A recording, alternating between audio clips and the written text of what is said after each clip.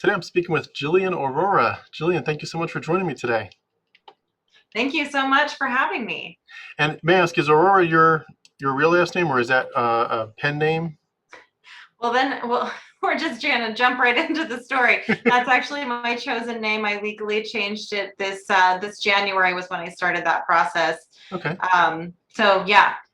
Is there a meaning or story behind the name Aurora? I know the There, Aurora Borealis, but is there a special meaning to you besides that? there is. So I really wanted to give up the patriarchal system of names. I had three different names prior to Aurora, and they didn't resonate with me. I was adopted as a child, and then I was married, and I didn't want to have the male attachment to a lineage. Took me quite some time to pick a name that I resonated with, and um, it, I chose that name during a time where I was going through a lot of transition, and my business name is Goddess. Hmm. I'm a woman's coach. And so Aurora actually means goddess of the dawn. And so it's very meaningful to me because I am so ready to bring in a new dawn and a new equality for women. And so, yeah, that's the story behind the name. That's awesome. I love it. And just to give a little bit more background here, and then I'll pass it back to you. Jillian lives in Boise, Idaho. She's the oldest of six. A professional mediator at Common Ground Mediation, which I'd love to ask about here in a second, and a self-worth coach, which you mentioned. And you studied dispute resolution at the University of Idaho in Boise, and you also studied criminal justice at Liberty University with a major in criminal justice and a minor in psychology. That's really interesting. And you run a podcast called Braveheart Conversations, which I'd love to hear about as well in a second. After graduation, Jillian worked in a treatment center for teen girls, where she was had many hats to wear, including a developmental technician, treatment center supervisor, psychosocial rehabilitation specialist, a case manager, refugee specialist, treatment plan writer, and administrative editor. That was a lot of different jobs. I would love to just have you fill in more about some of those points, and tell us anything else about yourself that you're doing on the non-professional side. Yeah, so my background obviously was very much in social work. I graduated from Liberty University, which I'm sure you're familiar with as Jerry Falwell's school, which thankfully on this end of the country, not as many people are familiar with. So that reputation doesn't follow me. But I did think that I was going to be a police officer, and I was going to, fight for the good people because, everything was so black and white. And then I graduated in 2008, the end of 2008, and there was a hiring freeze. Everything was, the economy had tanked. And so I ended up working at a treatment center, Syringa House, for teen girls. And that really radically changed my perspective. I saw a lot of humanity, and I realized I did not want to be on the punishing end of justice. And so I spent 13 years in the social work arena. You just named all my different hats, and then eventually transitioned into coaching for women, where I'm in a private sector and I have a lot less red tape, and I also practice as a family law mediator. You're going to see some very interesting situations. I'm sure some of them very heartbreaking, but it's awesome that you get to help so many people like that. May I ask, what was your time at Liberty like? I don't want to take too much time for all that, but was it a good experience, a bad experience? Yeah, so that's a big part of my story. My college years, I actually started at Pensacola Christian College. I'm not sure if you're okay. Yeah. I was a Bob Jones guy, so yeah, I know. Okay. Yeah, so I did Bob Jones curriculum all the way through homeschooling. Okay. My high school years, and then went to Pensacola Christian College for a year and a half. As I started college, I started my major there as a criminal justice major. So I look back and kind of shake my head. That was kind of funny that as a woman they even allowed that. But yeah, it is a little surprising. Yeah, so I did a year and a half there and then transferred to Liberty. And so because of my background, both as a homeschooler and having come from Pensacola Christian College, Liberty was like a total breath of fresh air. I mean, to me, Liberty was a very liberal school. And looking back, that's laughable. Yeah. But to me and my experience at that time, I really look back and I'm so grateful that I had some kind of small steps down. I didn't get thrown into like a state school. I have no idea how I would have responded had I gone from such a sheltered Christian lifestyle to, just out into the secular world. I'm really grateful I kind of had a process. Yeah, I was very similar. I can resonate with that. I went to Bob Jones my freshman year, but finished up at a school called Lancaster Bible College in central Pennsylvania, which is, it's not it's not as well known as Liberty for sure, but it was much more liberal compared to the Bob Jones Pensacola model. And I remember going in the guy's dorm and seeing a poster of the Beatles. And at that time, I was very much in the Bob Jones mentality. And I walked into the dorm and saw the Beatles poster. And I thought, "Dear God, where am I? This place is going down to the hell. Like, what are we doing here? Like, where's the, God honoring posters and stuff?" And it's just crazy to think about that mentality. But that's where I was at the time, and so it wasn't to me a breath of fresh air. It was it was a hardship to deal with it. But eventually, as you do, you look back at it and you think even that, that shouldn't have been anything. That was a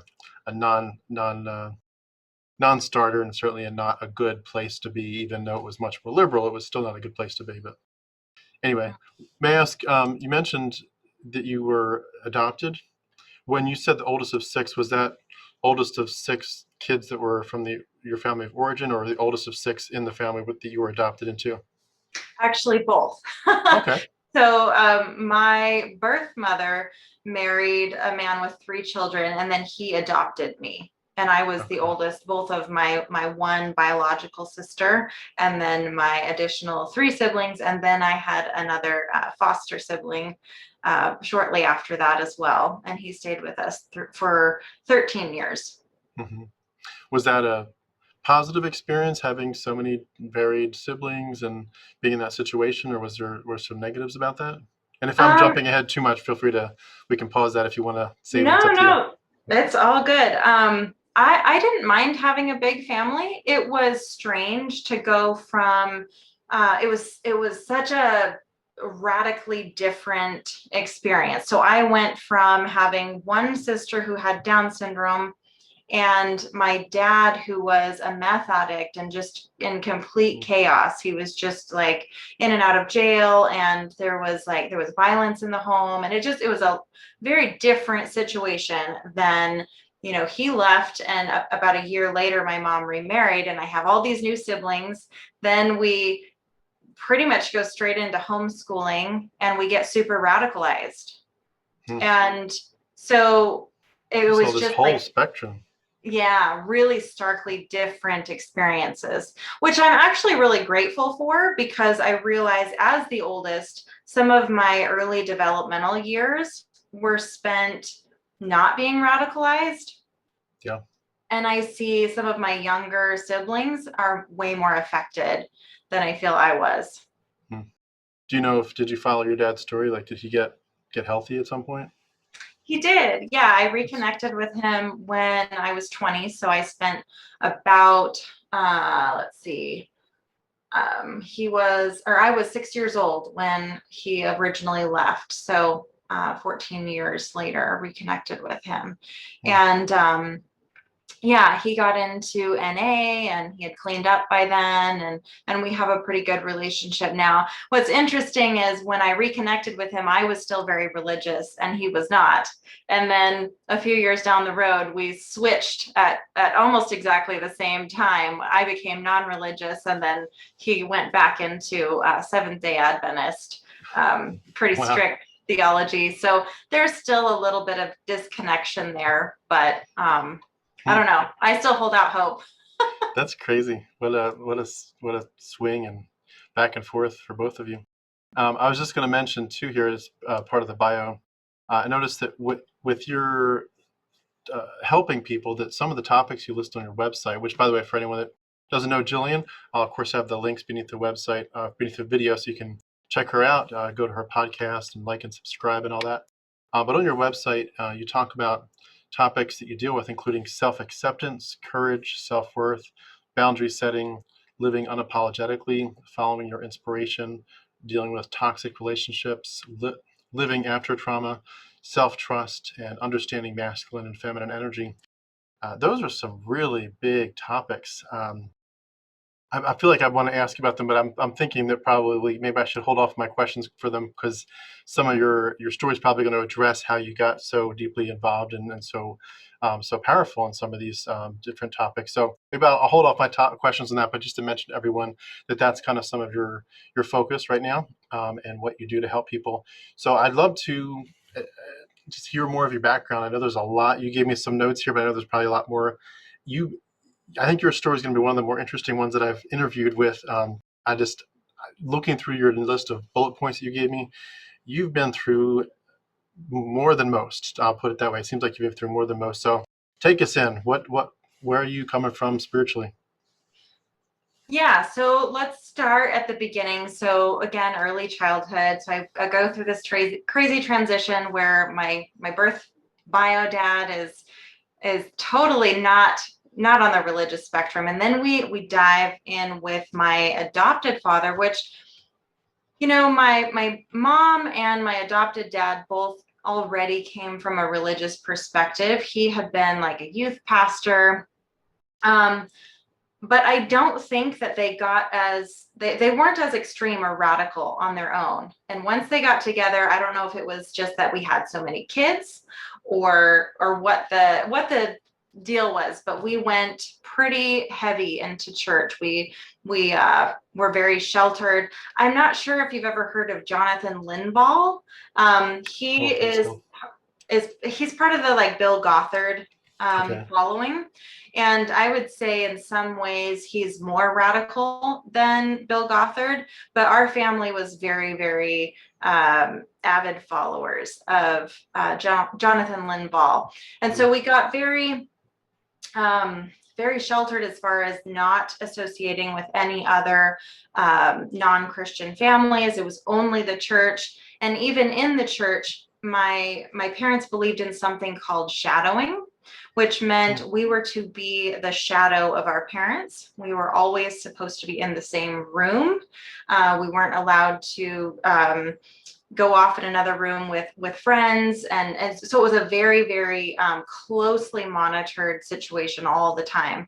And I would say that's fairly similar to a lot of the stories I've heard, especially in some of the more fundamental religions, where it's just so rule structured. And I picked up so many just deep core conditioned values at that time. You know, you must work hard, you must be a good woman. You know, I picked up all the submissive programming, especially, you know, as a woman. So the gender programming, and purity culture became a big thing for me as well. Can I go back one second? Do you remember the gentleman you mentioned, John Lomal? Is that his name? Mm-hmm. What is he? I honestly don't know what he does. Like, is he a preacher? Does he just have his own ministry, or what does he do? And what does he stand? What does he stand for, if you recall? Yeah. So he was very much into the literal word of God.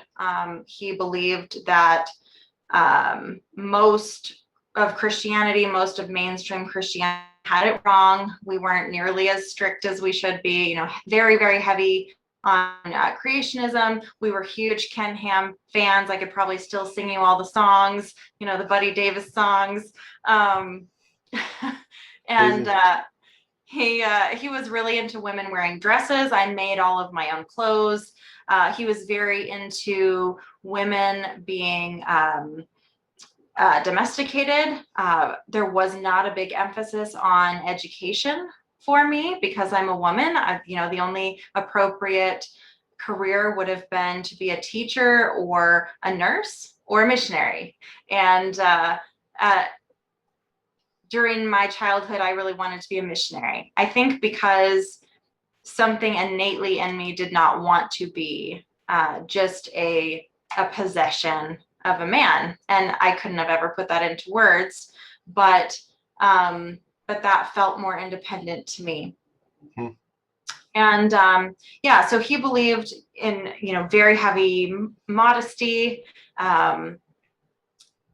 being more domesticated. So I learned things like gardening and cooking and canning, and all those things were far more important than education, which I still use those skills today. And I had to work through some resentment, but ultimately, those are things that make me now. Hmm. And they weren't bad things. But it sounds like a lot of it's just related to Bill Gothard too, right? Like he would have a lot of overlap. yeah, I think Jonathan Linval was heavily influenced by Bill Gothard, but our family seemed to really, we didn't listen to Bill Gothard as much as Jonathan Linval. We actually hosted Jonathan Linval, I think twice, in our home when he would come to Boise for different workshops and things that he would run. So we really followed them. We almost started wearing head coverings. That was a real big deal. We almost gave up certain holidays because of the, pagan origins. And there really was almost this sense that the more extreme you were, the more good you were. Yeah. Right. I remember proving your love for Jesus. Yeah.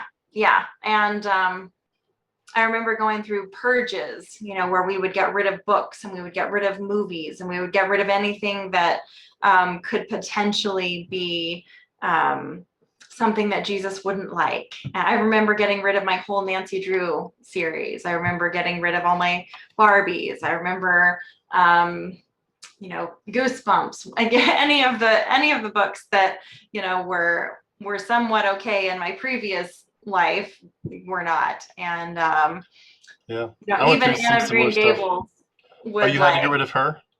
I did not, but she was like, if I was really being stubborn or obstinate, that would be something that was like, you're getting this from Anne of Green Gables, because she was rebellious. And That's true. That's crazy. Well, I do want to add, just for anyone that doesn't know Bill Gothard, I don't know everything about it, so add to this, please. But he ran a group, or a program, I should say, called the Institutes for Basic Life Principles, or something very close to that. And his basically, he would create these books / binders where they would just walk you through basically all the stages of what it meant to be a godly Christian as a child, as an adult, as a husband, as a wife.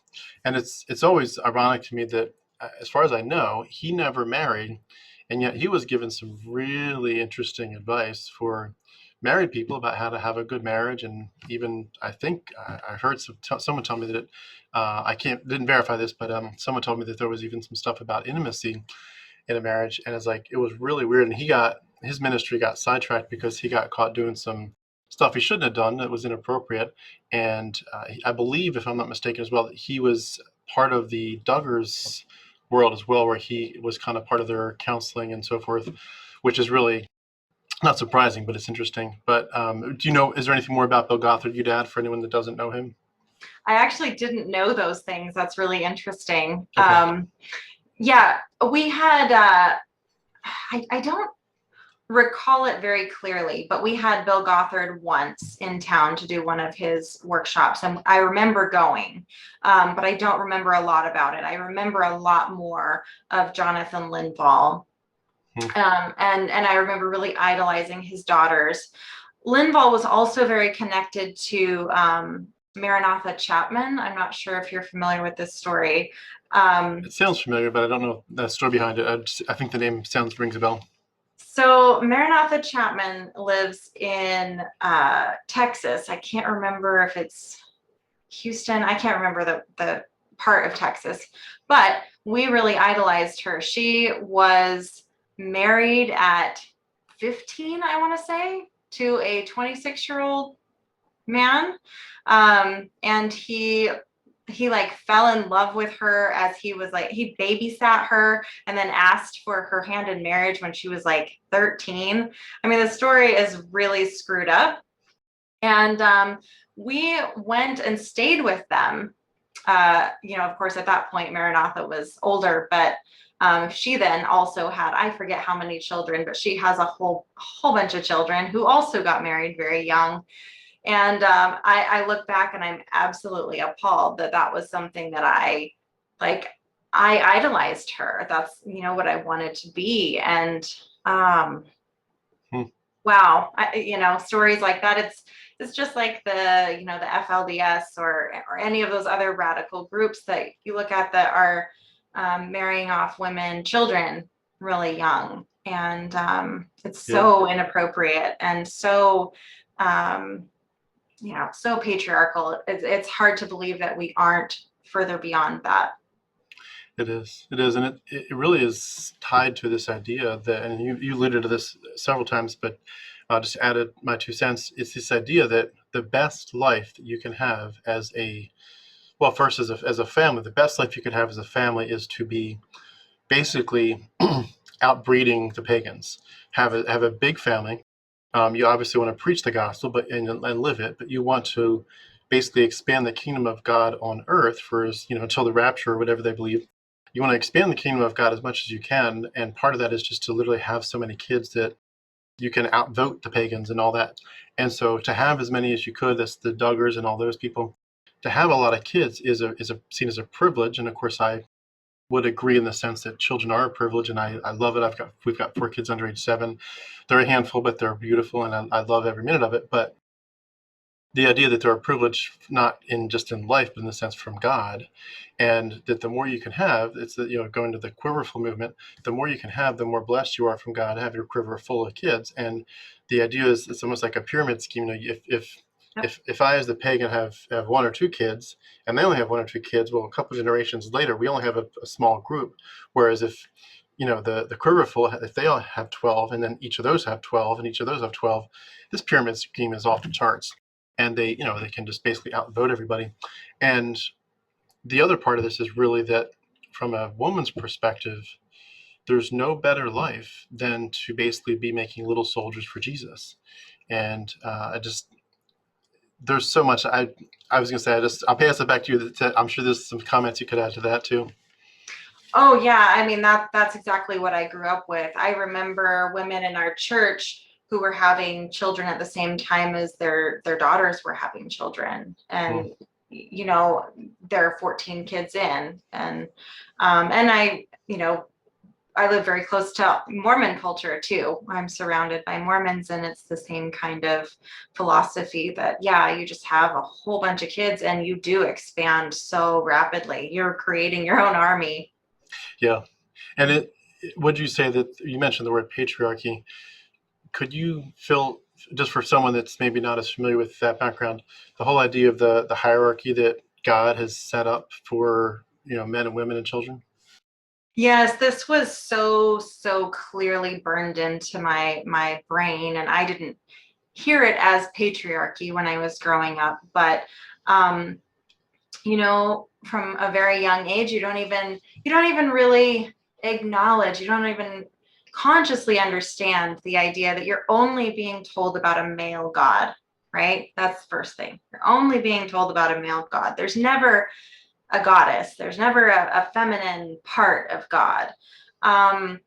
There's no leadership in church that is female. It's all male. And on top of that, you're also told as a woman, you're supposed to be quiet in church, and you're told that you're the weaker vessel and you are not as capable of rationalizing and thinking. And so you must rely on the head of the house, your father, for any decisions. And this is a really weird part of my story, but I had a bat mitzvah. No, I'm not Jewish, but my family liked the tradition. So I had a bat mitzvah, which was a ceremony that I think I was 12, maybe 13 at that point. I got a hope chest to fill with things that would be for, my future homemaking when I would get married. And I got my purity ring at that point, which signified that I would obey and submit to my father until that basically ownership was transferred to my husband. Hmm. And I look back at that now, and it just gives me chills to think, I was fully accepting of uh, the fact at that point that I was just a piece of property, that someone owned me. I had so fully integrated that belief in patriarchy that I didn't have any personal authority. And this is why my business is called Goddess, is because I believe that as females, we get to reclaim our personal authority, because whether we've grown up in religion or not, we are heavily influenced by the idea that men are the authority figures. Hmm. And I think you mentioned this word too, that word headship. Just this idea, and I don't want to take us off track from your main story too much, but just to zoom in on a few things here and there. The idea is almost like it's like a picture of God, and that's where they kind of get sucked into the good side. It's like you're supposed to submit to the headship above you, meaning your husband if you're married, and before then your father.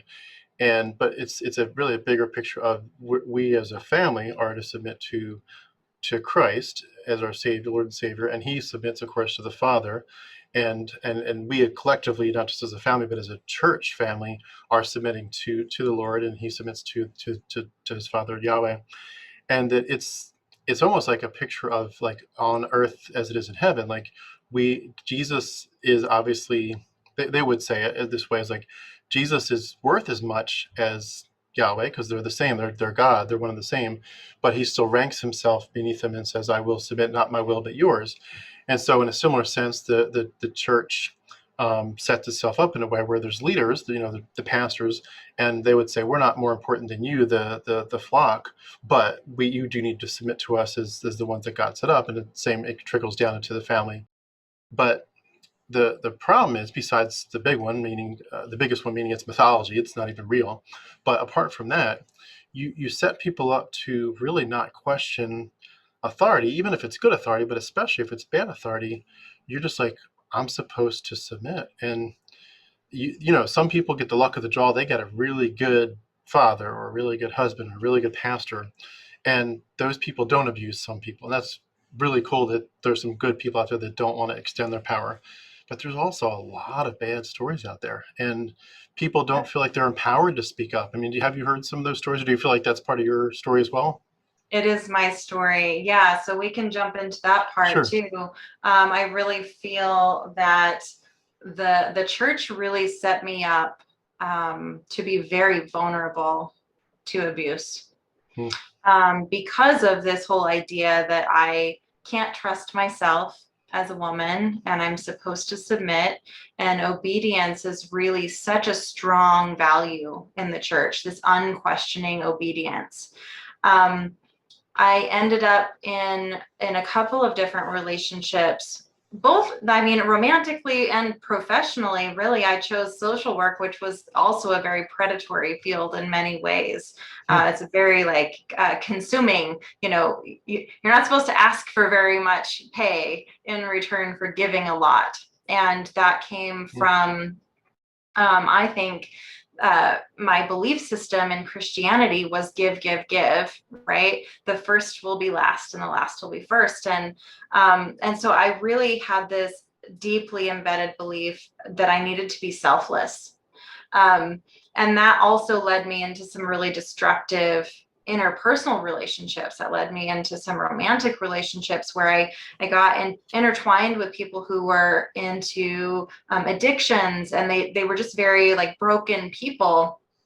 And I don't mean that in a way that they were bad, but they were very wounded and they had a lot of problems. And as a good Christian, I saw my role as helping, and I couldn't walk away.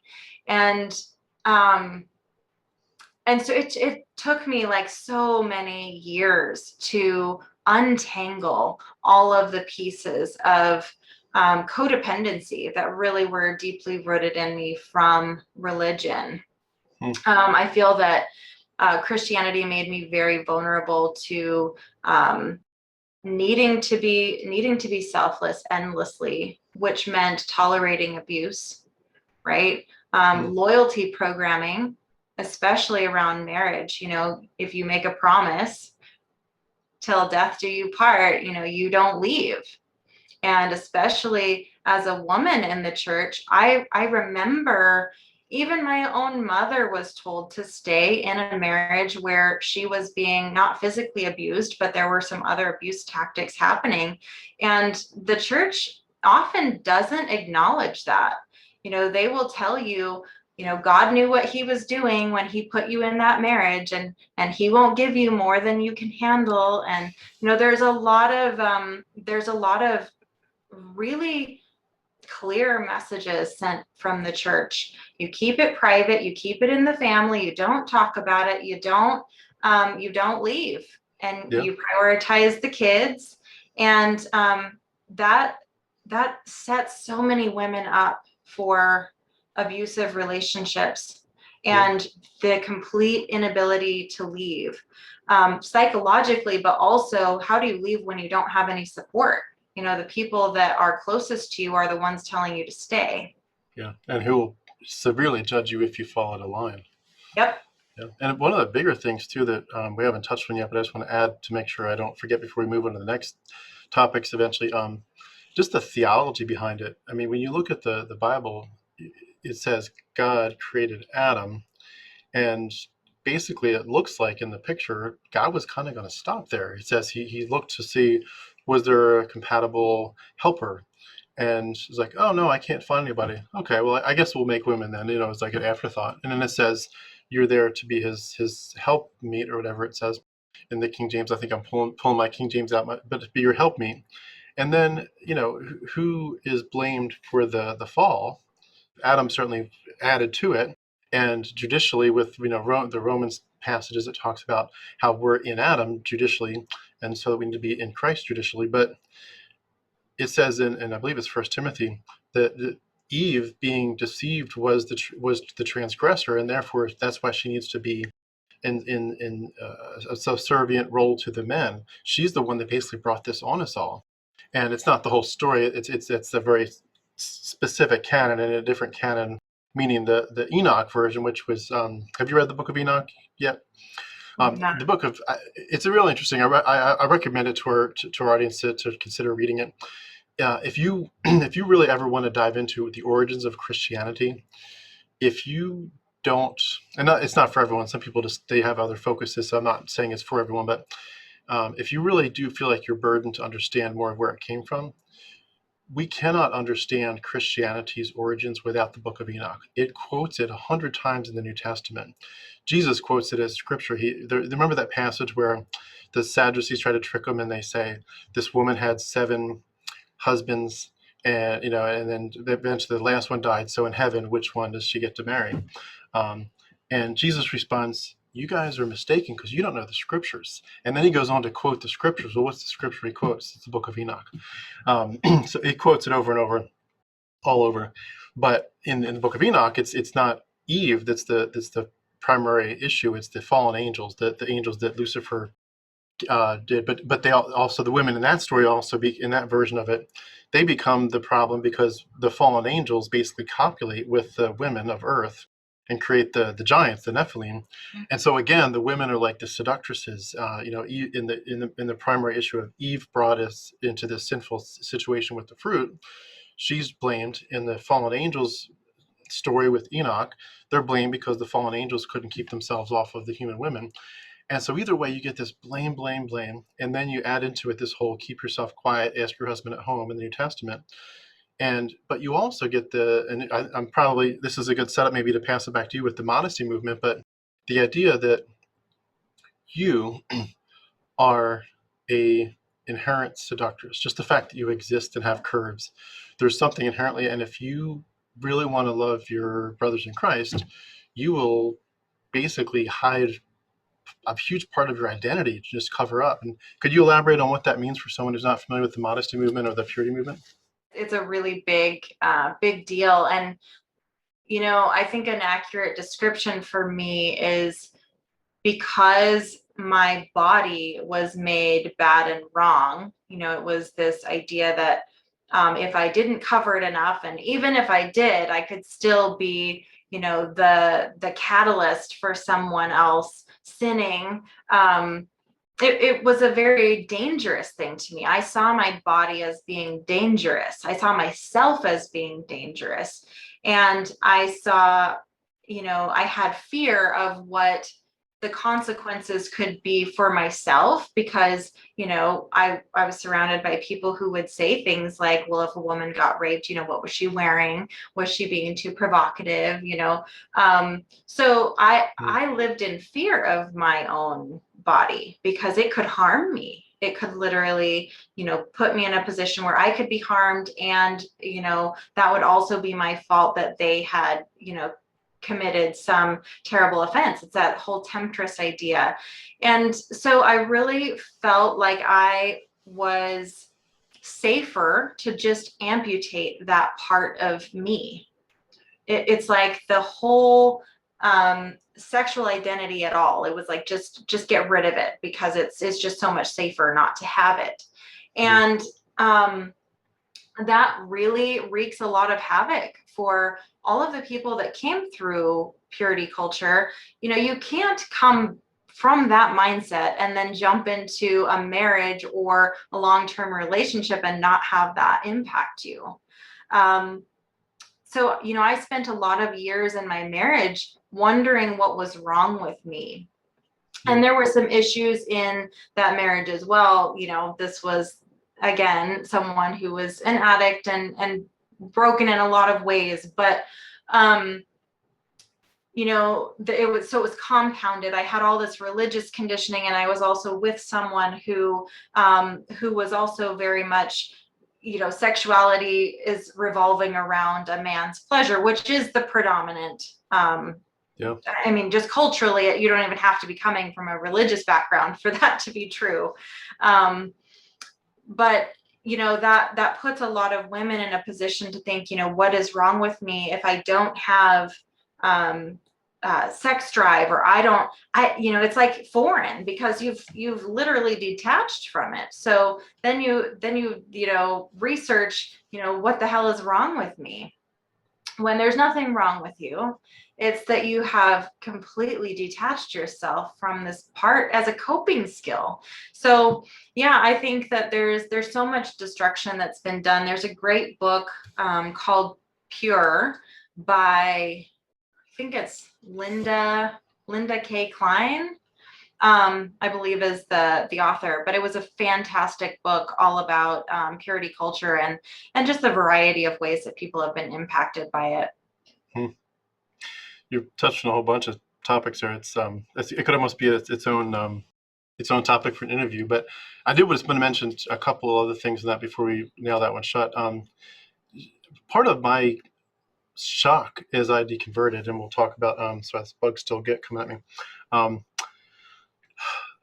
It shocks me that Christian women aren't more offended at like just the idea of what they're passing on to the next generation of women. Like, for example, we talked about the issue of says Eve's basically an afterthought in the creation, and then Eve's the one to blame, or in the Enoch story with tempting the fallen angels. But you add to it like just a whole string of issues in the big picture of the biblical story. For example, a lot of in the Old Testament, the women were considered impure and had to go outside the camp a lot. The women were pretty much next to never the recipients of a message from God. It was always the men. I mean, there's Deborah and certainly Mary, Virgin Mary in the New Testament. But by and large, 99% of the time, it's a man that gets it. And it's always the men that are, in terms of like the thinking of the tabernacle where they have the Holy of Holies and all that. It's not just any men, of course, it's special men, but it's always the men that get that privilege of going in to see the real presence of God. And you keep on getting all these messages of, and you kind of see like shadows of maybe it's different where Paul has, some women that are working with him in the church, but then obviously with the passages, which I think are not from Paul, but 1st and 2nd Timothy and Titus, where it talks about kind of putting a woman in her place. You're supposed to be discreet, chaste, to keep her at home, lover of your husband and children. And you even get some really nasty stuff too in the Bible where it talks about, and I don't mean some nasty stuff, there's lots of nasty stuff, but like really nasty stuff where a man can find a woman in a field, rape her, and in a lot of cases, all he has to do is pay the dad, I don't know, 30 shekels of silver, and it says he gets to take her home to be his wife, and she can never leave. And the way that the story is portrayed, I mean, we don't know how much of it's actually true, but the idea that they would go in and commit genocide, and it says, save the young virgins for yourselves. And this is portrayed as a good thing. This is not just like God said, I'll let you do it, but I really prefer you didn't. It's like, this is what God says. And so women are put in this spot as their spoils of war, their property. They can be, the father can sell his daughter into slavery. A man could buy a girl as his rape prize, so to speak. So many messages, and I know the typical party line where they'll say, well, compared to the general world at that time, Christianity was elevating women. And they kind of ignore a lot of other history where there's a lot of Pythagorean stuff mixed in the New Testament. Are you familiar with that, by the way? The Pythagorean stuff? Pythagoras was just he had a huge and bizarre cult hundreds of years before Christ, of course, and he's known for his math theorems. But math was one of many things he did. But he did believe that math was all over the universe. The universe was basically just one big math equation, and he loved to study it. It was like his addiction. Well, when you read in John 21 where Jesus says, "Throw out your nets," and they say, "Oh, Master, we did it all night. We didn't catch anything." He says, "Do it again." They bring in this big load of fish. It says in John 21, it's exactly 153 fish. That is a Pythagorean magic number. And this story is copied directly from a Pythagorean story that everyone knew. In Luke, I believe it is 2, Anna in the temple, it talks about a bunch of things with her age. She was married to this age and then widowed, and then in the temple. Pythagorean numbers. Revelation is Pythagoras on steroids. But the Pythagoreans, which ironically the Essenes, which was in the area of Second Temple Judaism, the Essenes were known as Pythagoreans. The Pythagoreans were well known as people that gave equality to women. Sorry, this bug is really with me tonight. But there were other people already elevating women, so Christianity can't claim this magic place of, oh, we did it, no one else was doing it. It was going on for hundreds of years with the Pythagoreans and the Essenes. They saw women as important. Certainly not the way we do today, but this whole idea of how do you think, this is my question maybe to get to the crux of it, how do you think women today in the church that are steeped in this, that know these scriptures, they know what I'm talking about, there's nothing I could say that could surprise them, they know all about this background from Eve all the way up to the Timothy Titus stuff, and they're not just not taking offense at it, they're proud of it. How does that happen? Yeah, so this particular issue is exactly why I decided I had to go public about leaving the church. And I left the church 10 years ago, close to it. And it's just been a private thing for me. And I very recently decided to go public, knowing that could have some big consequences in my business, in my family, all the things. We're all familiar with this, right? But I had to, because I work with women. I work specifically with women who have been vulnerable to abusive relationships. Well, what's the common denominator for so many of us, right? It's church, it's religion, it's the Bible, and all of this conditioning that we've had since really young ages, and it makes us very vulnerable to stepping into these very abusive relationships and not being able to leave them. So I could not any longer stay silent, because yes, those connections are everywhere.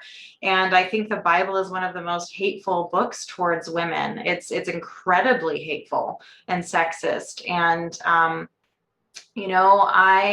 I teach getting away from the hierarchy model.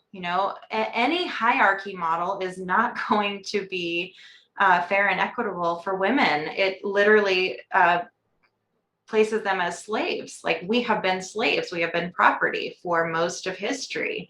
And yes, the Bible condones that, very much condones that. It's all behind it. And so, I really believe in women's personal authority. And so I will never tell a woman what she must believe or that she is wrong. But I will say you have the right to know what you're choosing. So if you want to choose to be in a hierarchy, you're more than welcome to do that. Just know that you are choosing to be a slave. When you say that you are choosing to be obedient and you are choosing to be a servant and you're choosing to be submissive, you are choosing to be a slave. And you have the right to choose that. But you also have the right to say, I want something different. I want a partnership. I want collaboration. And that's an entirely different thing. That's an entirely different model. So yes, I'm speaking specifically to those women now that have been so accommodating of those doctrines, and I myself was one. And it's really interesting. I try to be really gentle with women who are still in that paradigm, because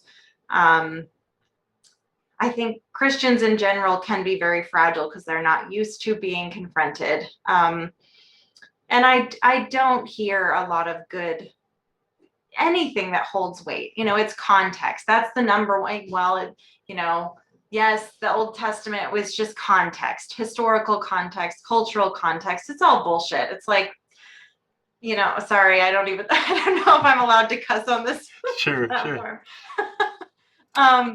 But That's a good point, though. It's a very important point to make.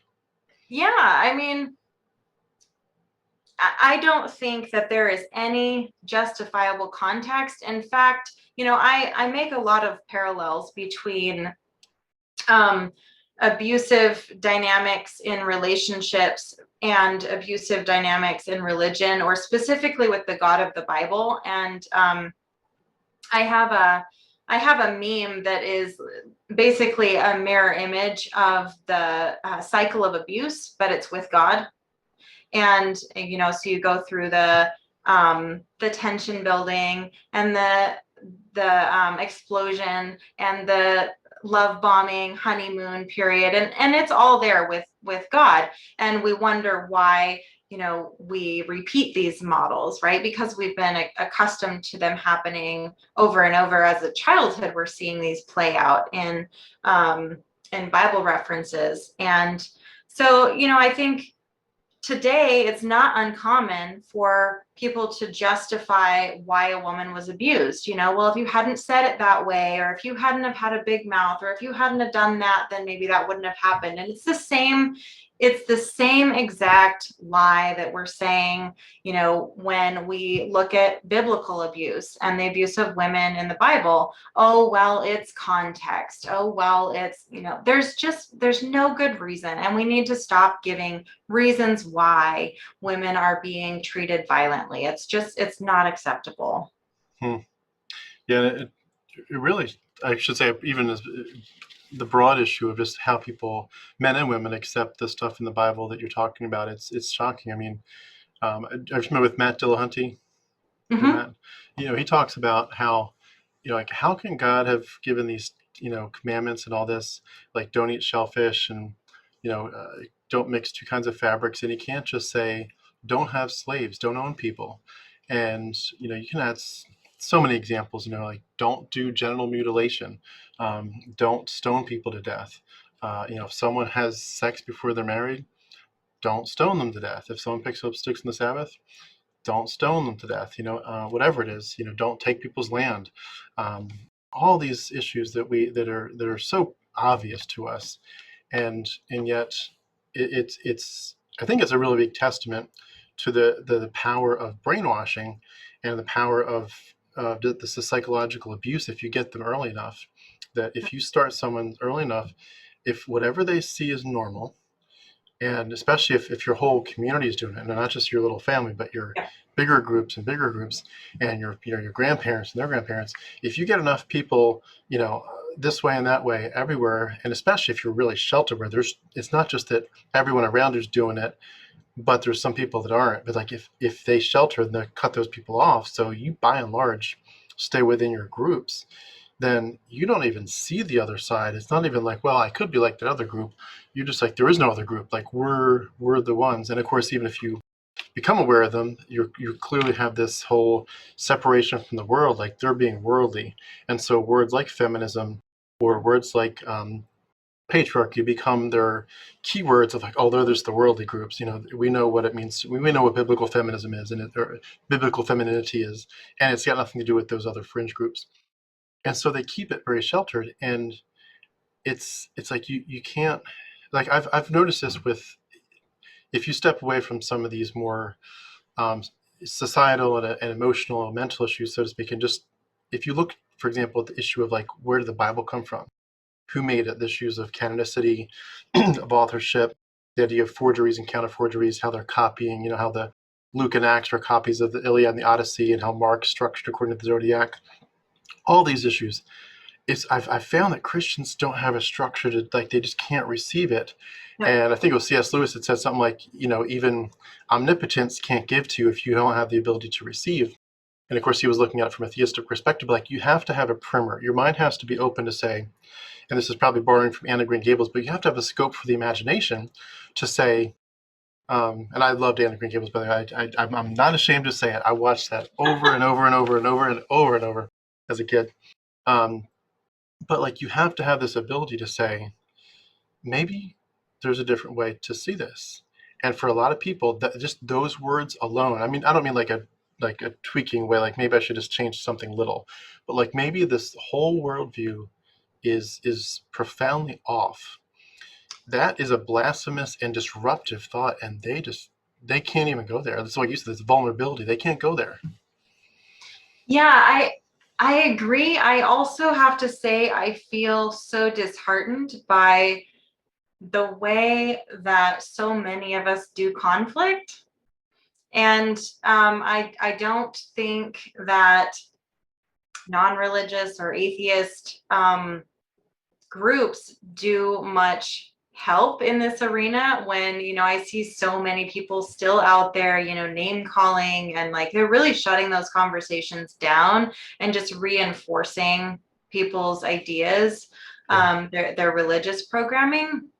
And as a mediator, I guess that's a little bit of a pet peeve for me, because I mean, there's a whole way to help someone feel safe enough to open their mind, because it's really not personal. It's not you or me that they're attacking. It is deeply, fearful, and it's survival to shut that out. And I remember being one of those people. I remember being someone who felt very threatened by the idea of, challenging any of my beliefs. I mean, I look back and I came from really radical religion, and sometimes it baffles me and it amazes me that I made it out.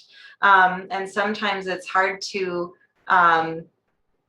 deconstruct, how that happened. But I do know it was not from people, calling me an idiot or, calling me names for what I believed, but it was people willing to actually have conversations with me and to see me as a human being. So I think we do ourselves a disservice by the way we're approaching these conversations. Yeah, that's a great point. I've been thinking recently, some people have described that concept of we're often switching one form of fundamentalism for another. And we may have some more truth in our plate, but we're still fundamentalists in different ways. And it doesn't help. Yeah, we're not building bridges a lot of times. Yeah. Yeah.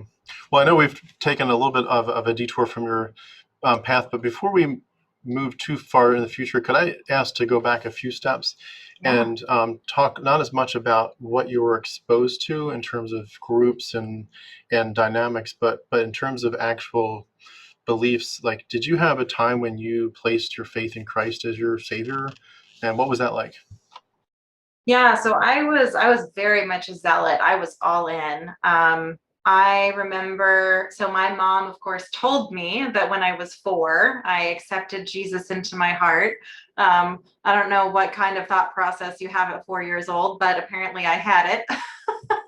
I don't want to Uh, burn in hell. I think my grandma had died, and so, I was asking about death, and so one thing led to another, and I'm, now a Christian. Poof. And I was very deeply brainwashed. And, I look at some of my other siblings, and I think it's just part of my nature that I'm just all in. Whatever I'm doing, I'm like 1,000%. And I was very much about Christianity. I was into apologetics. I was, I loved Ken Ham. I loved reading all of the Answers in Genesis books. And, I was just a little, yeah, I was going to beat all the atheists. And, I couldn't wait to have conversations and prove them all wrong. And, I was one of those, very obnoxious, militant Christians. And, Do you ever look back at some stuff you wrote or said and just kind of like face palm? oh yeah. Oh yeah. I mean, I just have to laugh at myself. Because it is humorous, and it came from brainwashing, but I'm also really proud of where I came from. I'm really proud that I made it here, after all of that. So somehow I made it here. And yeah, I mean, I look back at journals and things that bothered me. It's really funny to see the things that bothered me, the theological things, or just things that today I'd be like, it just doesn't even matter. Like, why would you spend time arguing about the Trinity or whatever? Yeah. But I spent a lot of time on just nothings. We spent, probably 2 to 3 hours every day in Bible study. I had a very rigorous, I copied the entire book of Genesis by hand. Wow. That was a royal waste of time. That's a lot. Now, if you had done that with what is it, probably numbers, that would have been even more amazing. Well, I was getting there. It was going to be the whole Bible. Whichever one it was, where it just says so and so begat so and this tribe had 3,582,000 people and blah blah blah. I think it's numbers, but yep.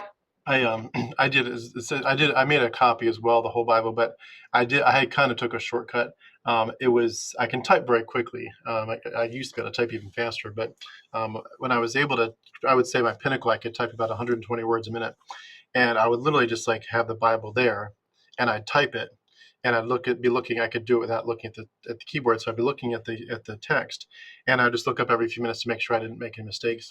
But so it was kind of a easier on my fingers, so to speak. But I did it for the sense of, like, how you can read something and you go back later and sometimes you're like, did I read that? I must have read it because I passed through it, but I don't remember it, or so that kind of dynamic. And I was like, I want to make sure that I can tell myself I have definitely read every word because I had to read it to type it. And it was kind of an interesting practice. And my goal with it was to be like to then, I know now you can get the Bible digitally now at Bible Gateway and all that stuff, but back then it was like you had to spend a lot of money to get it digitally.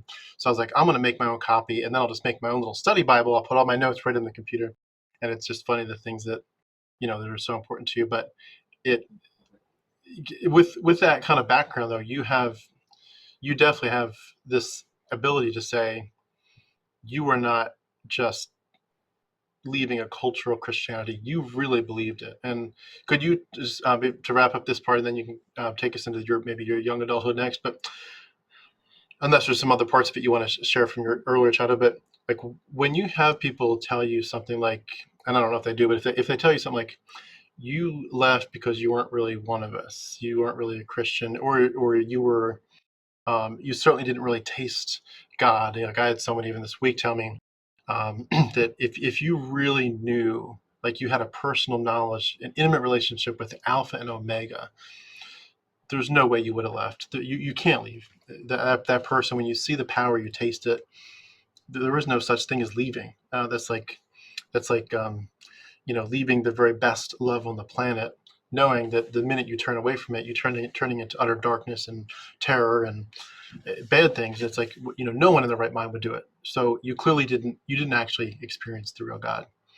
When you have that, and with your background of being so in it, what do you typically say, or how do you deal with those kind of conversations with people? Well, first of all, I've said those words.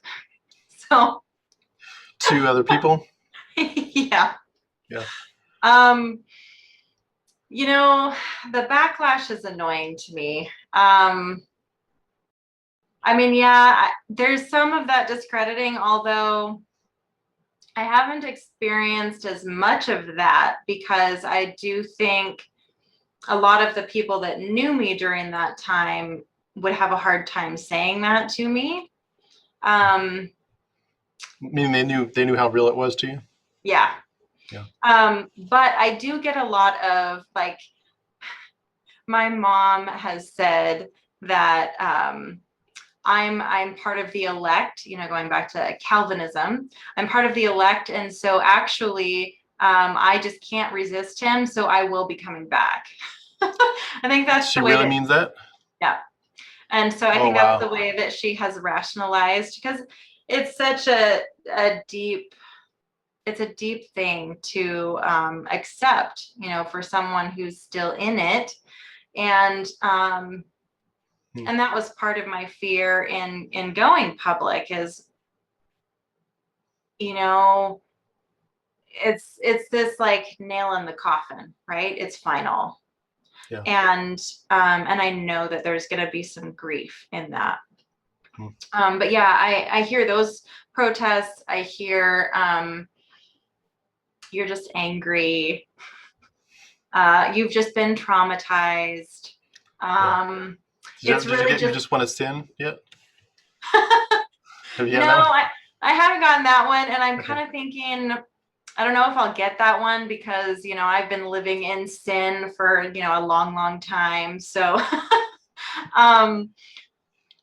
but I do get, the church hurt you, God didn't hurt you, Jesus didn't hurt you, and so really clarifying what I'm saying, like, no, I said I left Christianity, not the church. I left Christianity. I actually believe the Bible is not a good book, because a lot of people will say, well, you're just not part of the church, but you can still, follow the Bible. And I'm like, well, actually, I don't want to follow the Bible. And then I really am my Antichrist. But yeah. One of the ones I got recently was something along the lines of, Tim, I'm really sad that you didn't get exposed to a really good denomination that would really teach you to hear God's voice. She and her husband, I think, are more in this touchy-feely, like, it doesn't really matter what you tell me. If you can show me that Luke and Acts are rewrites of the Iliad and the Odyssey, and that Euripides and Virgil are woven in, and that Pythagoras is all over, and he's quoting from this, that, and the other, it's like, it really doesn't matter. I have tasted, like, I have seen God do miracles. And she would even literally say, I hear God talking to me all the time. God's voice is audibly talking to me. And she's otherwise a very, normal, healthy person. You wouldn't think, oh, she's a quack. She's a nice lady. But she's like, I hear God talk to me all the time. I was like, I couldn't deny that as much as I couldn't deny anyone else that I see walking around. And it's really hard. I find that's some of that level of, I know it, not because I've dealt with all the objections or with all the cognitive dissonance, but I just know because of my experience. That's one of the hardest things for me to deal with, and I struggle. I don't know if I really even care to acknowledge, and dive into those, because at that point, like, what can you say? Like, and I try to say, well, yeah, but you realize people might say the same thing about Krishna or Allah or Buddha. They'd be like, well, I don't know, but I know God lives because I see him. So it's like their final answer is like, I've seen it. You can't tell me anything else. Yeah, I think that's tough. I think, to me, that's just an opportunity for redirection, where it's like, I can acknowledge that there is, a spiritual experience as part of the human experience. And it's not an uncommon phenomenon for people to feel like they have, a deep spiritual connection, or hear something, or see something, or, I tend to, I don't know, I go back and forth between like, I really identify with atheism, but I also would more categorize myself as like a pantheist, like God is in everything. And like that we just get to acknowledge that everything around us in the universe is really freaking awesome, and I can call it divine, right? So I guess when I hear those experiences, like that's just an opportunity for a redirection to be that like, well, you're calling that a Christian God, but in reality, that can just be our human experience of whatever spiritual experience you're having is not abnormal. Yeah. And the mind is capable of amazing. The mind meaning just literally the chemicals in our minds are capable of amazing things with us. Well, I feel like I've sidetracked you a little bit. Could you take us back to your story? So what, you've given us a lot of good background from your earlier childhood. What happens next in your story? So well, we kind of covered a little bit of this, but going into college, I went through this season where I became like the cool Christian. I came out of, being the really dorky homeschooler that like made all of her own clothes and wore the jean skirts with tennis shoes and You would have fit right into Bob Jones. Yeah, I was one of the stereotypical homeschoolers and just really ignorant and really like, yeah, militant Christian. Were you a Bible quizzer, by the way? A what? Bible quizzer? Quizzer? Bible quizzer where you memorize like a book or two, and then you do the questions with the little pads on the seat, and whoever takes their hiney off the pad first, their light comes up for the quiz master, and they're like, "Oh, you stood up first, so you have to finish the question, then give the answer." Did you do that one? I did not do that. Okay, but I was I big into that with. step. It was a huge Mennonite population there where I grew up, and we were a lot of Mennonite groups that did quizzing with us. That was interesting. We would see Mennonites at Walmart, and we're like one step away from you because we got everything except little cap. But oh, and that was my sex ed was a Mennonite book. Oh no. Yeah. I'm guessing there were a few things they left out. Yep.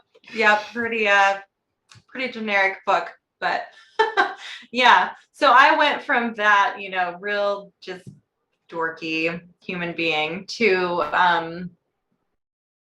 the cool Christian. That was, the next phase was I was beyond, my family. They were, an embarrassment at that point. And and I thought going through Pensacola and Liberty, it was a really interesting experience for me because I hadn't been able to spread my wings socially at all up until that point. I had been really, really sheltered. So even though Pensacola was a very strange experience and, there were so many rules, that could be a whole episode in and of itself. They were bizarre. But I actually experienced a lot of freedom there because I got to choose my friends for once in my entire life.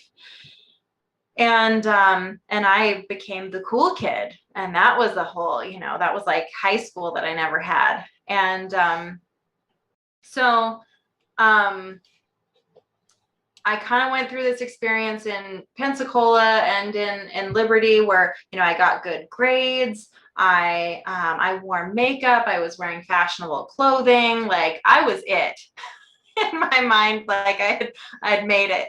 And I was still so ignorant.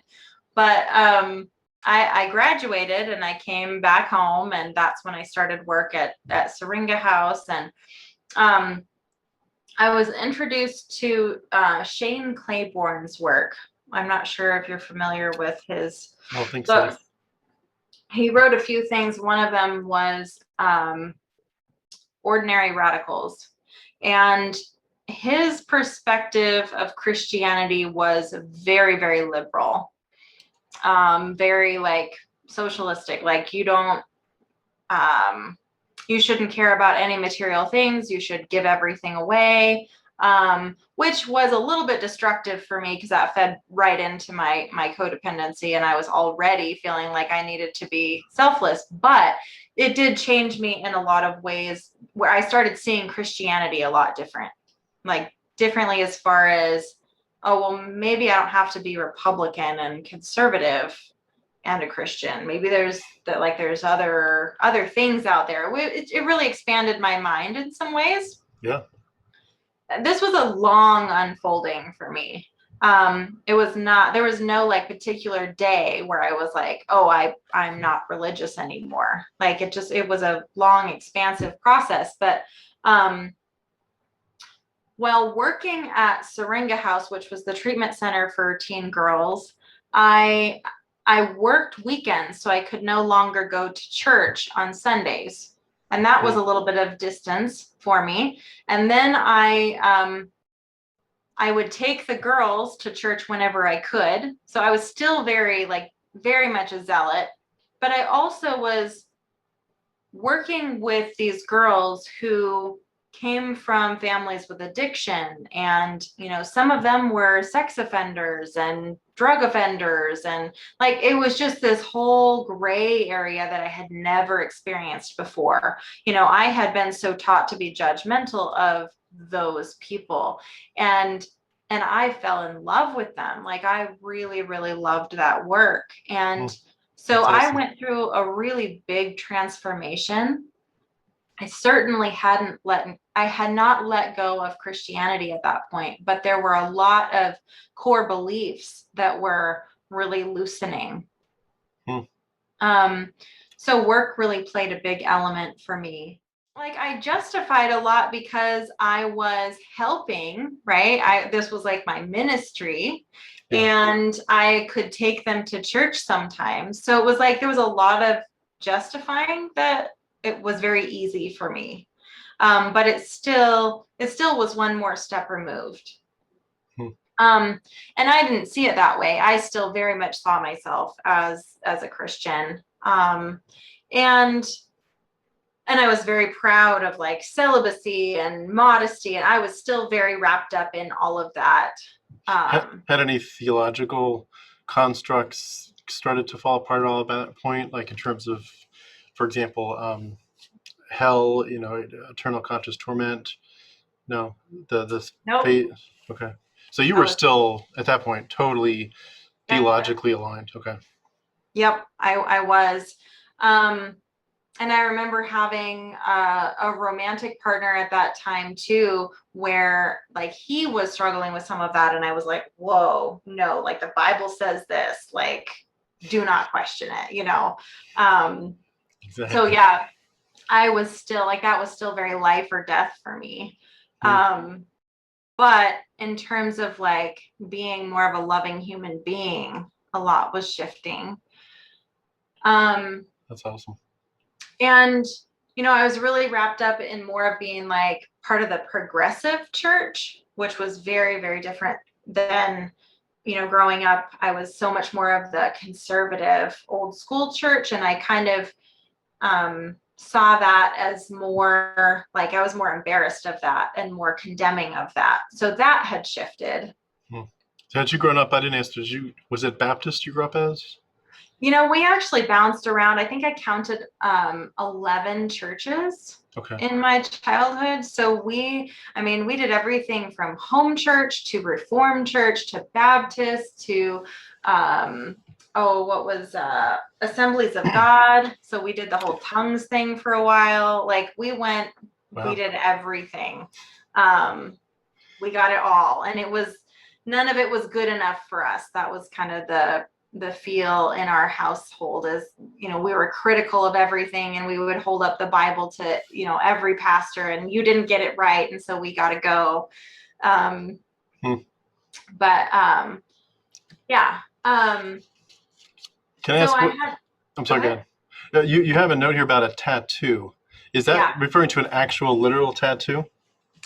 Yeah. So in my cool Christian days, like I think part of being in an in group, right, is the like displays of being in that group. And so I have a cross tattoo on my neck, and I have I have bought with a price written on my back. Okay. I'm like thrilled to get that covered up at some point because, in Christian culture, that makes all the sense in the world. Out in secular culture, like people are like, were you a prostitute? It does kind of follow, though, in a sense. I think there's a passage in the Old Testament about if a man was a slave, but he buys his freedom, but he loves his master, he can have him like do some kind of earring or something, like make some kind of bodily mark, and just basically say, "I'm going to stay here. I'll be your slave for life." And it's probably there's a carryover concept there where like I'm willing to mark my body up for Christ. Like I am in this. I'm not on the sidelines. I'm actually Christ's. And that's interesting. That was me. That was me. I really wanted to like show everyone that, yeah. And I will still, sometimes I forget it's there because it's on my back. And, sometimes I'll be traveling or something, and somebody will come up and be like, I really like what's on your back, because they're a Christian. And I'm like, oh, I don't, but okay. Should just say something like, oh, it's an Egyptian ankh or something. Take us in. What happened next in your story? Yeah, so that really brought me to the relationships that really just wore me down. I was in two really significant relationships. One was someone I met in the church, and actually we were both in ministry for people struggling with mental illness, but he happened to be an addict himself. And long story short, that was a 2-year relationship where I felt very obligated to be loving and keep my promise. And I started out with like $8,000 savings in the bank, and I left $30,000 in debt because he would like forge checks and steal credit cards. I mean, it was a pretty miserable relationship, financially, emotionally, spiritually. It just, I don't think I've ever gotten so dark in my life, but I was so programmed to be loyal and to be loving that it was like not an option to leave. And that was when I got into Al-Anon, which is a 12-step program for friends and family members of alcoholics. And that was pretty life-changing. That actually very much helped me deprogram in a lot of ways. And Al-Anon is really where I was able to see my higher power as something different than the God of the Bible, which was also very key for me in the long run. It's interesting. You've mentioned the word power, and you talked about goddess before. Just given my background, and I'm sure you'd totally resonate with this, but when I was a Christian, if someone said to me certain words such as feminism or patriarchy, it would have almost been triggering in the sense of not upsetting, triggering, but just like I immediately know that you are, in my mind, as a conservative Christian, you're way out there. You are grossly deceived, and if you're just deceived passively, that's a shame. If you're actually standing up for it and you're a leader of that, wow, you're kind of on the enemy side. And when someone says the word goddess, whether you mean it colloquially, like just I want to empower you, or you actually mean it like some people might mean it like, no, I actually consider myself like a goddess, whatever the span is of those things, it's really fascinating that now that I'm out of Christianity and now that I understand a lot more than I ever did of where it came from, it's fascinating to me that what I would have as a Christian called paganism or just some kind of really radical, bizarro, new agey kind of thing, and clearly not biblical. It's been shocking to me to realize just how much of the Bible is based on those things. For example, the word goddess. Now, I think about a couple things. Number one, most Christians don't realize that the Yahweh character did not start as this monotheistic religion. Originally, there was this higher. It was like a pantheon. Elyon was the father, and he had many sons, and his wife was Asherah, and one of his sons was Yahweh, who was over some of the Canaanites. And eventually they somehow got merged. And for a while in that story, Yahweh's wife was Asherah. And there's literally, you can, find these trinkets, in that they're digging up in Israel, and it'll have inscribed in it stuff like Yahweh and his Asherah.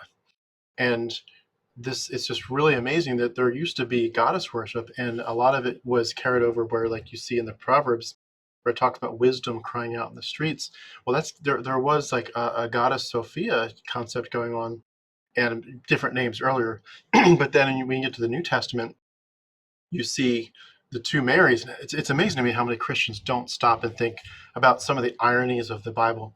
Like, does it not seem ironic to you that there's two Marys? Like, just, it could be an irony, but like maybe there's something more to it. Or it's like the Pythagoras stuff. Like, is it ironic that it's exactly 153? Why couldn't he have rounded it to 150? Why does it have to be 153? But when you look at the two Marys, there were two different stories of two different versions of Sophia. And one of them was like a mother Sophia that was very wise and very astute. And there was also this other Sophia that was more like she'd gone through the hardships and she'd made mistakes. And she was the Sophia that was learning and growing and becoming more of a wise person. And so here you have at the cross of Christ, these two Marys, the Virgin Mary, who is the pure Sophia. And then you have Mary Magdalene, the Sophia that's learning and growing and making some mistakes, but she's getting there. And like, they had these goddess pictures woven within their story, the Old Testament and the New, from day one.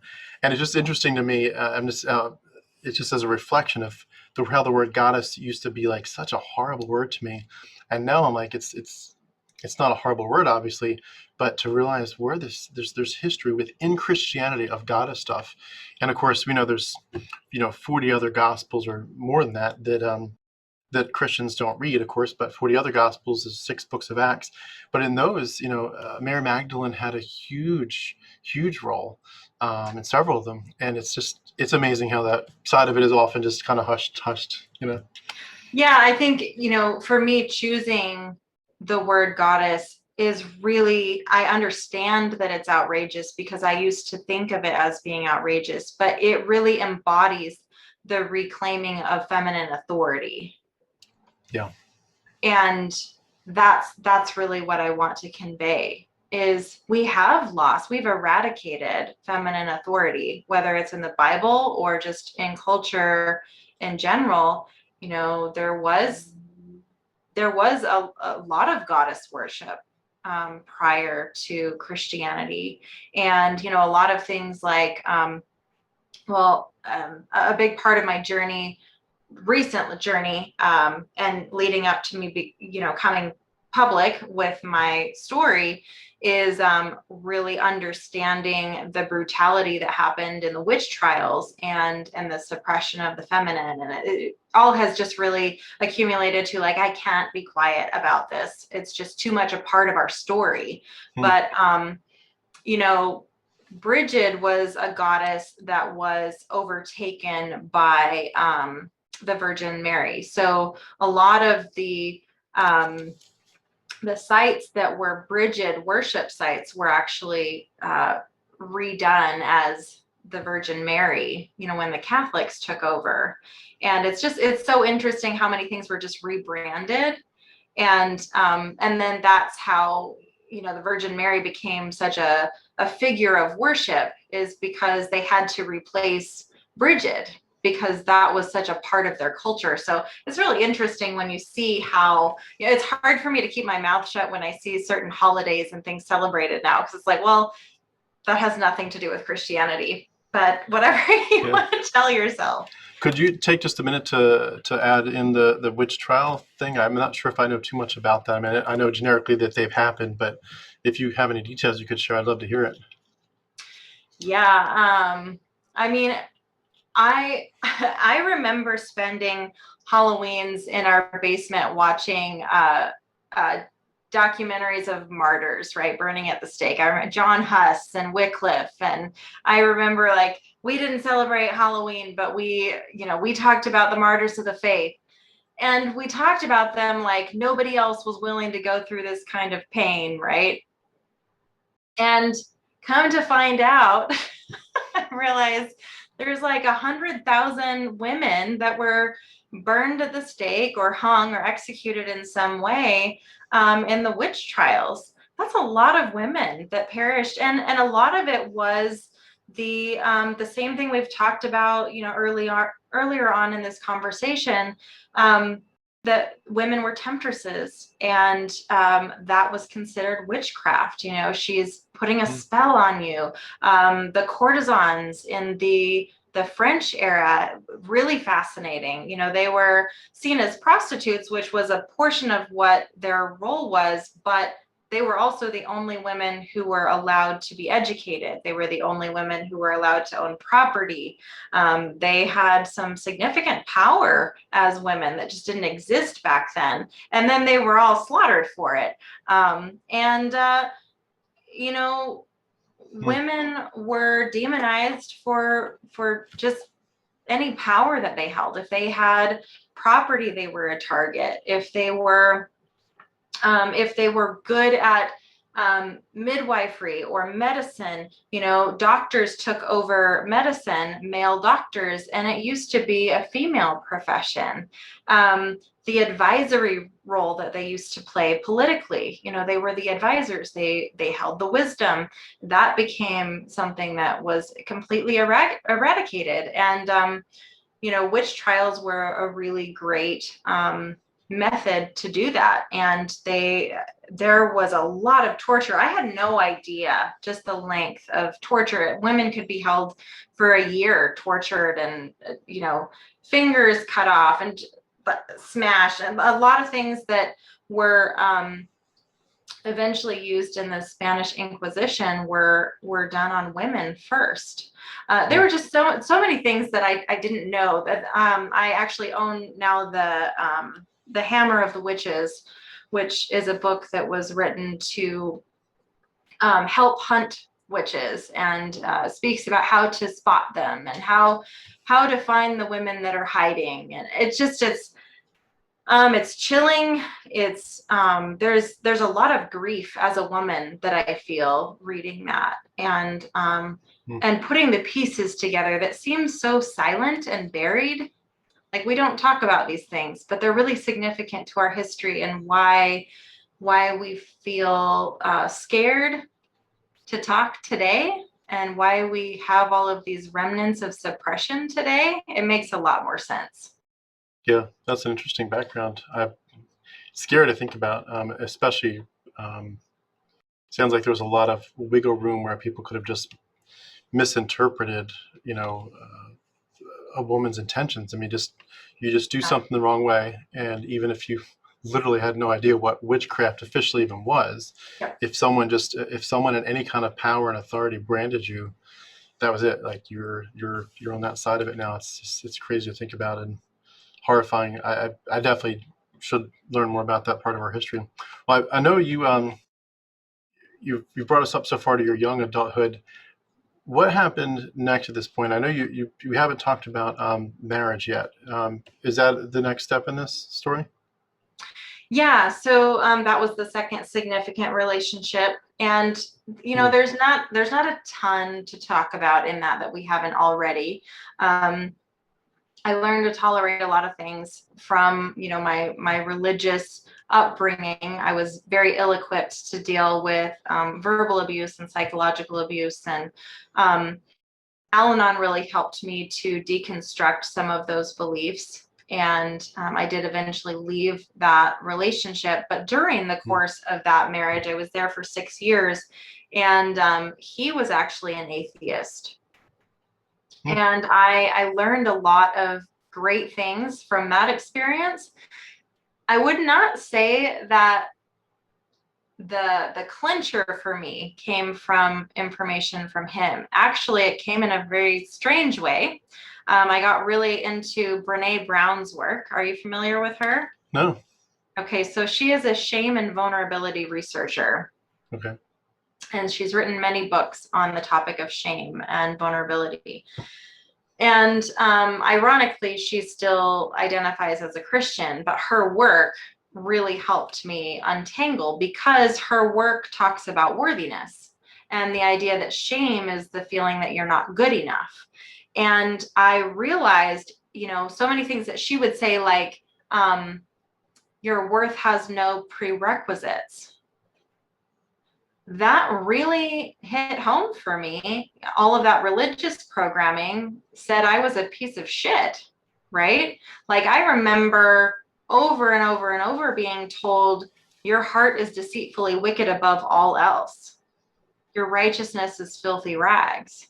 Right? I remember all of these things like that really broke me down, like made me think that this is why I need a savior. I need a savior because I'm this horrible person and I can't even I can't put one good thought together without a savior.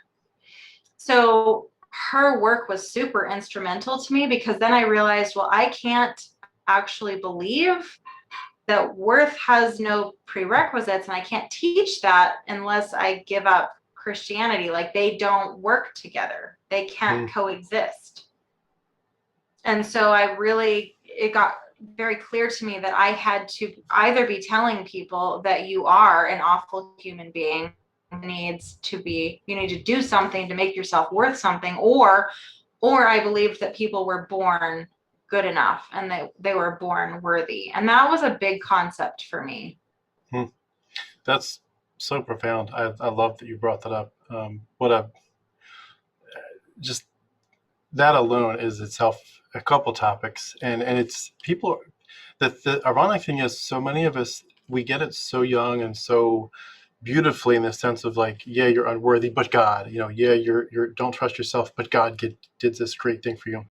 But like, when you zoom in and say, okay, well, but why? Like you said, why do I need a savior? You need a savior because you're so deficient. Don't trust you. You can't even trust yourself. Your mind is darkened. Um, Romans, we're not dying even in our sins. We're dead in our sins. We're not the person drowning. We're the corpse at the bottom of the ocean. You have nothing. And especially, you mentioned Calvinism, which is interesting, because I wrapped up my time in Christianity and Calvinism for the last, I don't know, 7-10 years of it. But this whole idea that you are so bad that God had to do it. And I remember in Bible college asking a professor, I wasn't a Calvinist yet, but I knew he was very Calvinistic. And I said, would you say that Calvin would have said, and that Calvinism would have said, that you as a human being can't accept Christ unless God elects you first, even to the point that if you were burning in hell and someone said, hey, Tim, you're burning in hell, but the door is going to be open for a second. You're going to be able to get out, get back to heaven. It's going to open up.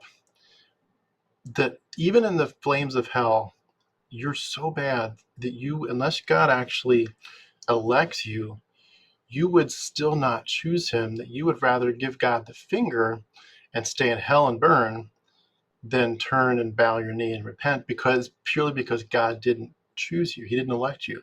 There's no way to turn to him without being elect. And this idea that, you're that bad that you can't even reach up to God. He has to literally take your dead corpse that's rotting with worms, so to speak, picturally, and he has to imbibe you. He has to kind of bring you this new life so you can even just respond to his free gift. And you get that early enough, it's painted beautifully, and you just think, this is part of the glory of the gospel. What a beautiful picture. I was dead in my sins. And what it makes me think about too is the idea of it's preying on people, Prey, because you are told appropriately, I think, as a child, there's some things you shouldn't do. You do things and you need to stop that. Stop hitting so and so. Stop stealing. That is appropriate to rein kids in from hurting each other. But you attach to this bigger system of the reason that you're wanting to, smack your little sister or steal that bike is because you have a sin issue inside of you. And it's like it's taking something that's just part of the normal human experience and putting this whole structure to it that, man, it takes a while when you're out to realize the tentacles and the roots that puts into your psyche, and to just be like, I can trust myself. I'm totally happy to say I have some wisdom and some good things to offer, and also just the reality that the weird dynamic that the idea of the badness that was part of, you and I was as Christians, that we were so bad that the person that was defining that to us himself was a psycho god who commits genocide and all this. But also this, I think you mentioned a couple ways, just the abusive dynamics. But you're talking about us being bad and God being so loving and redemptive. But in this sense that, like, you could say, he would say to us, I love you so much and I want to redeem you. But if you don't turn to me the way I say, meaning through blood sacrifice, blood magic redemption, if you don't turn to me the way that I say, I will in fact burn you in hell forever. And like this, you're so bad that you get like a really good chance to get out of the badness. But if you stay in it, oh, you really deserve it now. Like now it's now the whatever the phrases I'm not thinking of, but the axe is going to fall, and you do deserve it. You do actually deserve it. And in Romans 9, it talks about um, election, going back to Calvinism again, and he says, God is like the potter, and he has the right to make some vessels for glory and some vessels for dishonor. And he even says, like, who are you, oh man, to argue against God and say, why did you make me this way? But he's like, and then he goes on to say, he says, I believe it's in Romans 9, or it may have been alluding to an Old Testament passage, but he says, what good is a fruitless vine? Like, if you have a vine that won't make grapes, can you make wine out of it? No, because it doesn't make grapes. Well, can you make it into a board and make furniture out of it? No. Can you do anything with this vine that won't make grapes? Well, what is it good for? And it says in that passage, it is good for one thing. You can dry it out and burn it. It'll be kindling for the fire. And boy, you get that stuff into people's minds early, and it is so hard to just think, I am inherently good in and of myself, no matter what anyone else says. It takes a while. It takes a lot of deprogramming. Yeah, and do you see how that particular programming makes women like so vulnerable for that particular version to play out in an abusive relationship? Like Yeah, it's scary parallels. it is. It is. Yeah, that you can't trust yourself. Um, you're bad, and you need to submit no matter what, because Yep. you can't trust your own judgment, and yeah, And it's you some nasty deserve the stuff. punishment anyway. Yeah, yeah. If you get bad treatment, you deserve it. Yeah, this is your fault. Yeah, it's so sad. I love that you're bringing on so many of these topics. This is we don't I don't a lot of my guests don't go down these paths, so this is really unique and very helpful. Um, Take us in. What happened next in your story? Okay, so that was, I would say Brene Brown was the straw on the camel's back. That was the big thing that, I'm no longer a Christian. I can't have both of these beliefs. Hmm. And I believe in worthiness. So that was a big moment for me. I also was very much uh, swayed or influenced by some of the historical facts that I learned, which it's still crazy to me that I didn't ever learn about them in apologetics class. But I know exactly what you mean. like, oh, the story of Christ actually was repeated over and over prior to Christ. Like, what? Like, some of those things were really interesting to me, and some of those things were from as a result of that marriage, where I would learn some of those things and I'd really scratch my head and I would think, well, that really made a big difference to me. That put a lot of doubt in my mind. Um, and then really, I mean, for me now, that was my deconversion, but a driving force for me now is I read people's books, I listen to podcasts, I'm so grateful for other people's stories and their honesty and their transparency and their courage. And it literally makes me emotional to think about if they didn't speak, if they didn't share their stories, because that was so meaningful to me, and that helped me in my healing process so much, that I can't stay silent. And that's where I'm at now. That's where I'm at in my journey now, as I have, I'm not a huge influencer, but I got a few people, and I owe it to myself and I owe it to them to share my story.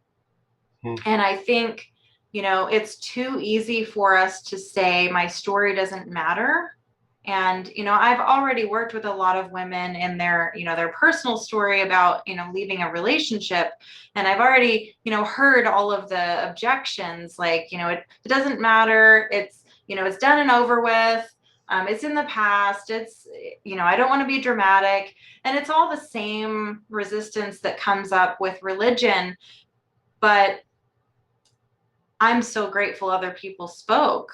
And so, that's a big part, I think, of the deconversion story, is coming to the point of transparency. And there's a lot of risk in that, and there's a lot of courage in that, but it's so important. And I can't deny how important that is anymore. Yeah, I love that point. I've had that kind of experience with what I do, which is is to often talk about people's stories. It's sometimes I deal with topics like I have a scholar on, we'll talk about a topic that they're really focused on, but a lot of it right now is people's stories, and I love that idea that people get to kind of say to themselves, number one, I've got a voice. Number two, my story matters to me. Like it matters to me to just write it out. Like a lot of people tell me, hey, in preparation for an interview, I took time to make some notes, took a couple pages, and it really helps. And even sometimes I'll have to like schedule someone farther out because of I'm busy at the moment. And they'll be like, it really helped me because I had 3 weeks to think about it, and I have like a lot to share. I'm like, yeah, that's great, because you do want to go kind of walk through it, and it's very cathartic, honestly, to talk through all of it. And a lot of people don't realize like how many different aspects of this they really could benefit from thinking through. Like I have people all the time that say, um, I'd love to do an interview, but I see a lot of your interviews are like 2.5 hours, and like I just don't think my stories. I'm just not that exciting. And I'm like, okay, so let's plan for an hour and a half and see how it goes. And consistently at 2.25, 2.5 hours, people are like, you know what? We have barely scratched the surface. There's Yeah. so much more here. And then to also encourage them, like, look, you have a platform now. Like whether your platform is just to come back on my show again in 6 months or 12 months, or it's to create your own channel or podcast or something or blog, but like your story matters. And the thing I think too is you never know who's going to touch certain people better with their story. Like I'd love to be able to think my personal story is so powerful that it's going to just impact everybody. But I know that, either whether it's my personality or my tone, the fact that I'm a man, whatever my background, there are certain people where it's just not going to connect. But, maybe, for example, a mother that homeschooled 6 kids, or a guy that was a preacher, they're just gonna resonate. I've got an interview I'm going to post soon where it's 2 brothers that used to be evangelists together. They literally go to Pentecostal big tent meetings, and they would evangelize.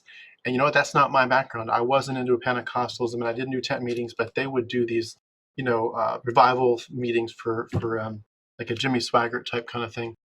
And there's certain people out there that, as much as they appreciate what I'm doing, I can't hit them where they're at, but these guys might be able to, or that lady might be able to. And I love the stories. I love being able to help people and to think your story really does matter. People pick up on nuances of what you say in your story, and they relate. They're like, oh yeah, Tim didn't have that story, but your story has that. That's like me. And they love to be able to relate and to think, I was in X denomination or in X situation, and I'm the only one that I know of that said, this doesn't feel right. Something's wrong here. And, so and so had that experience, but they were in a different context. I need to know someone who was in my exact shoes said, I got a splinter in my mind that I can't get out. These discrepancies, this cognitive dissonance, I cannot live with it. I'm not being honest with myself. This doesn't make sense anymore. And I love that. I feel like I'm becoming more passionate about it as I see, because I'm privileged to see so many stories, and it's quite an honor to be able to, to hear people's stories, and I appreciate so much people being willing to go through it. I know you had an interesting point on your notes about Horus and history. I can't even guess what that is about. What is that part of your story about? Oh, that was just the part where Horace had so many things that related to Christ and had Okay. happened before. Yeah, so like that was just one example, but yeah, just to know that history had actually already been ripe with examples of the virgin birth and just facts that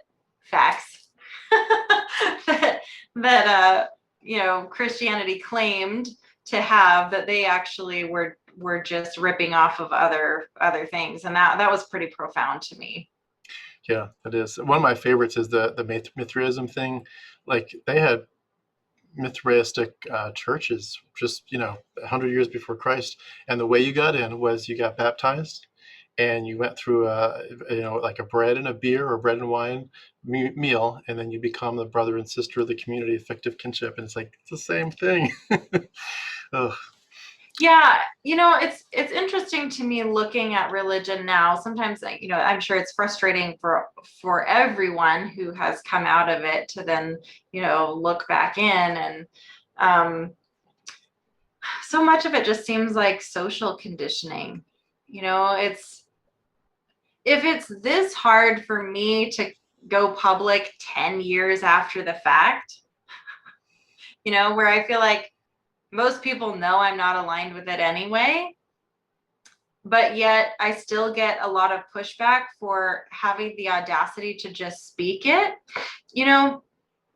I can't imagine the people like, I just read Megan Phelps Roper's story about coming out of Westboro Baptist, and to make those sorts of jumps and then to write a book about it and talk about it, knowing your whole family is just never going to speak to you again, and it's a devastating loss.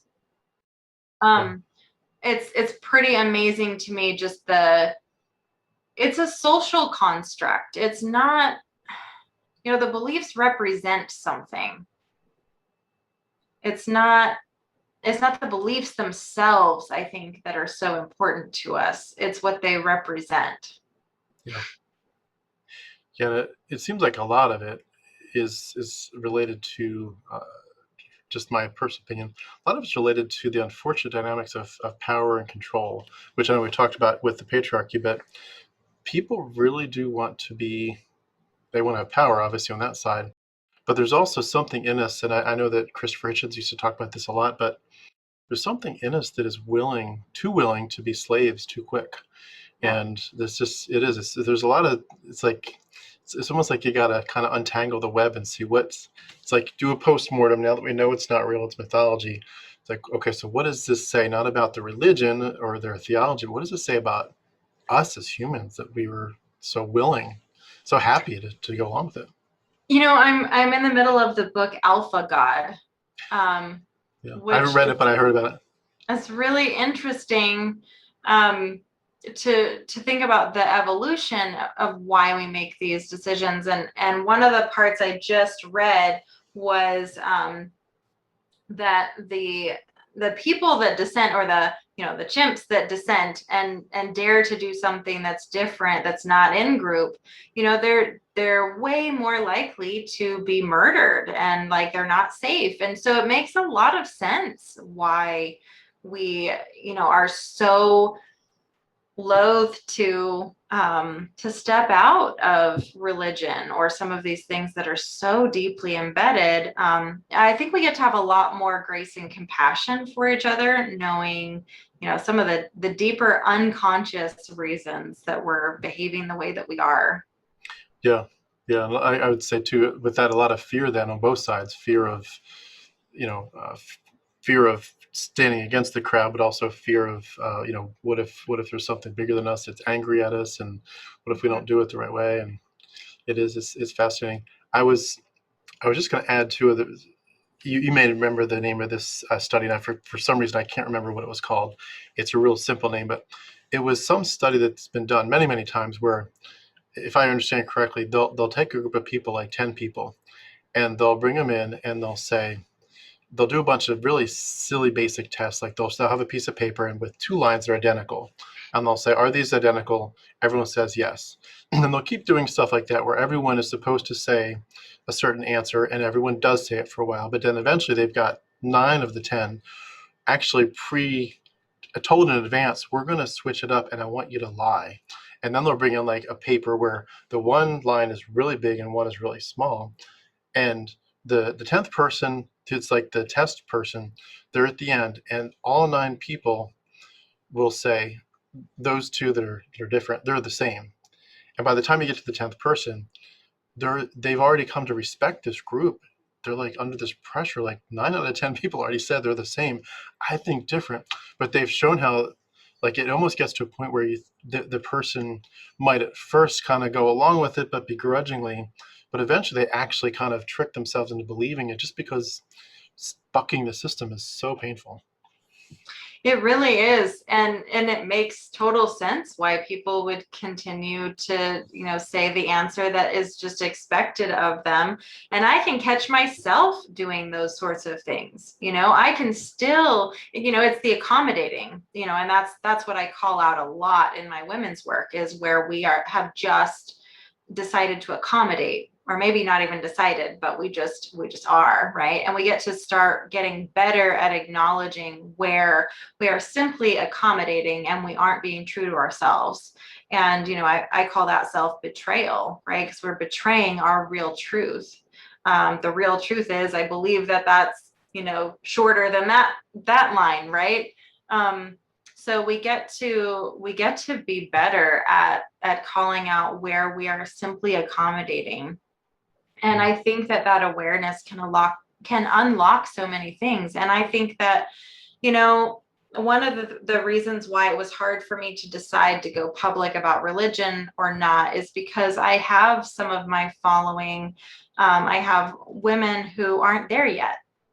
And sometimes you have to learn all these other pieces about, I'm not going to accommodate anymore. Oh yeah, I'm not really being true to myself. Yeah, I'm betraying myself there. And then eventually that, the dominoes start to fall and you go, oh, well, I'm not being honest about religion, or, oh man, God really mirrors the abuser I just left. Those are some pretty big concepts that don't always happen right up front. Yeah. So it's like leading people through this, deprogramming. It's almost like you're, in a sense, helping people reclaim their identity. It's like they have to kind of vacate bad ideas, and then there's like this vacuum that's left, and you have to, reprogram and bring in really good ideas and start to build up the layers of people's identities. And I think a lot of us do feel like we don't know who we were, because it's like I love this. I've used this before, so I apologize to my viewers. It's no matter, I've said this before, but I love the movie The Matrix, and the idea where when they pull Neo out of the pod, and then he's on their little rover spaceship, that's going through the tunnels. He's unconscious, I guess, for a couple of days, and they got all these pins in him as they're rebuilding his muscles, and then eventually he opens up his eyes, and he says to them, "Why do my eyes hurt so much?" And they say, "You've never used them before." And when I heard that, I just thought, what a great picture. Like, you don't know who you are because your identity was in Christ. Your identity was in Yahweh. Your identity was in the glories of this biblical heaven and the fear of hell and all this. And your identity was in your self-worth. Like, hey, I was pure. I did the purity culture and I passed the test. I'm a good girl. I'm a good guy. Or maybe you weren't. So now your identity is more on the whole, I'm relying on God's grace because I wasn't so good and I messed up. But by God's grace, and it's like everything is about God and God and God and God and God. And it's like, well, just if I took all that out of the equation, what's left? Like, who am I? And you kind of have to start from scratch. And it sounds like you were tapping people through that. That's exactly what I do. And I actually call it, so I run a program called Unapologetic, where good girls go to die, because the programming is what I call good girl programming. You know, we've been told how to be good girls. We've been told how we are supposed to function and what value system we should have and who we should be and how to be, you know, a good mom, a good wife, a good daughter, a good employee, you know, and often they really aren't in alignment with our values. And we get to discover and explore those things and we get to reclaim them. Hmm. And it's a beautiful process. It's also kind of a sad thing because I've had so many women say, I don't know what I want. I don't know what I like. I know that I was supposed to be this good mom. You know, that's the mom identity is huge. Who are you apart from being a mom? Who Hmm. are you apart from being a Christian? You know, these are answers that people really struggle to find. And it's amazing when you actually watch them, you know, discover who they are and to be unapologetic of that. You know, that's really my passion, is that you get to be unapologetic of who you are. Because I spent my life, a lot of it, half my life, I spent apologizing, right, for being my true self. And I was trying to make myself into this, you know, this image of whatever I was told I was supposed to be. Yeah. And so yeah, it's amazing to watch people reclaim themselves. Hmm. It makes me think, and this is a side note, and I know this is where I want to keep us focused, but as we wrap up, when you say that idea of I don't know what I want, it makes me also think of the side issue of sex and pleasure. Like for a lot of people, if you're wrapped up in how do I please so and so, how do I become and be more submissive or more available, whatever, and it's like, well, what do you want? Like, what's going to give you pleasure? What's going to make you feel fulfilled sexually? And it's not my specialty by any means, in terms of research or what I do to help people, but I just get the sense from what I have read and from what I have talked to people that some people really struggle with that. Now, a lot of people do fortunately have a good enough upbringing where they're able to kind of claim that pretty quickly. But for other people, just even the idea of saying, getting into the mental process, not even the physical act, but just the mental process of, is it okay to pleasure myself? Is that okay? And it's like it's really a difficult conundrum, both between the sin issue of like, am I doing something carnal, and just like I'm focused now on I'm being selfish. Am I being selfish, or is this okay? And if it seems like there's some people for whom that is a bit of a sticky web to unwind too. Yeah, and this is where religion really angers me, is because, you know, I see so many pieces, especially in the sexual department and especially for women, where it's like, how can you say that a God made you with this particular anatomy, and specifically like you have a clitoris that literally is made only for pleasure, and you're telling me that this God won't let you use it and that is bad? Like, that doesn't even make any sense. And it really is, it's infuriating because I don't want to see people demonizing themselves in any way anymore. We don't need to be ashamed of ourselves. We don't need to be ashamed of the way that we're built and the way that we have evolved. And um, I'm really tired of seeing people, you know, men and women, shamed for the way that their body is. It's just, it seems so silly. It's um the only reason it's not silly is because it is a cultural thing, that because, you know, the majority has said that this is sinful and bad and whatever. That's the only reason we see it that way. But, you know, our bodies tell us a different story. Hmm. It's it's amazing too, just the power of the sexual part of our lives, and it is a very small part of our lives in the sense of the time we can put to it and the thought, but it really is because of the power involved in it. It really does feel like a prison for some people who really are shackled by some really bad ideas. And when you said, I think, the word demonized, it really is amazing how, and I think we're probably in a better spot in history than they were before, but just I get the sense that people used to say stuff, and this it may have been said tongue in cheek, but I've read people put up memes and stuff where they used to say, like, if you had masturbated, that they would used to tell people you might go blind or something. I don't know if that's really true, but I just laugh about how when I was at Lancaster Bible College, the dean of men, there was just one time, only one time that I recall that he ever called all the guys together. We got into the dining hall, and I'm just thinking, we're all here to be on fire for the Lord, to preach the gospel, do missions, pastorate work. Like, he's gonna fire us up for the Lord. And the one time he got us together, just one message, and that was really simply, guys, the masturbation has to stop. It's like that's the best you can do. Like, how about, at what point are you going to say, hey guys, God made you amazingly, and the fact that you have a sexual drive that's strong, rejoice in it. It's a gift.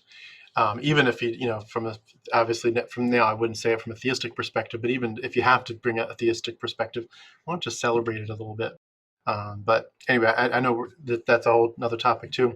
I did want to ask, you mentioned kind of what you do, the goddess things, but could you, as kind of as a wrap up, tell us just more about what you're doing now? Like, what is your focus and your energy, passion, and how are you helping people? And maybe as an invitation, like, how can people either take advantage of what you offer, either by reading stuff, listening to stuff, and if they did want to get connected, is that an option? How can they connect with you?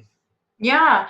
Yeah. So my biggest work right now is Unapologetic, the group that I run. And there's a free group that's Unapologetic. And you can find that through Facebook. And then I also run a subscription group where we have like live support groups for women who are leaving oppressive relationships, whether that is religion or work or personal relationships, marriages, family, whatever it is. But we get together, and I call them goddess circles. We have goddess circles where we reclaim our authority and we reclaim our lives. So there's that piece. And then I'm really excited and nervous to be putting out some new workshops. One of them is called Reclaim Your Salvation, exposing religion's role in abusive relationships. And I know that is going to make some waves, but I also think it badly needs to be shared. So that is coming. And you can find any of these things on jillianaurora.com. Awesome. Could you tell us a little bit more about some examples of kind of what you would talk about, some details? I know you've talked about a lot of it with your story, but like, what would someone typically hear if they were to dive into one of those with you?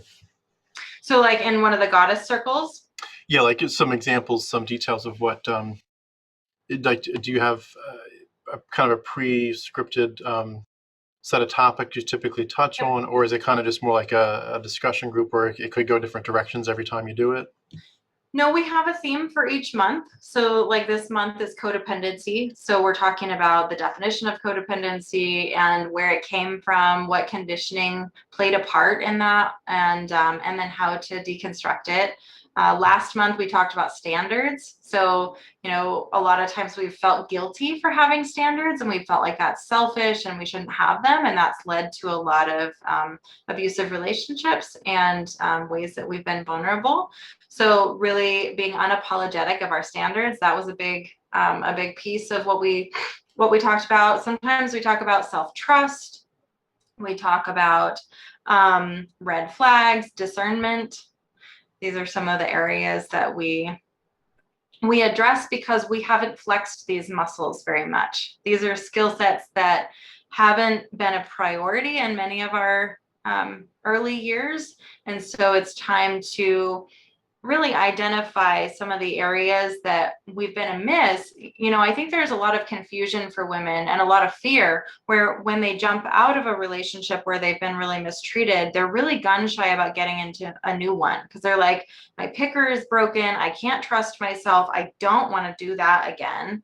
And then they give it some time, but that time really doesn't do anything. People think that if I take a year off, then magically I'll be better. But if you haven't actually worked on the skills to do something different, then you haven't actually changed the pattern and you still are vulnerable. So my goal in the unapologetic empire is to really build goddesses who are confident, right? That they trust themselves to navigate relationships, that when they see the red flags, they'll honor themselves.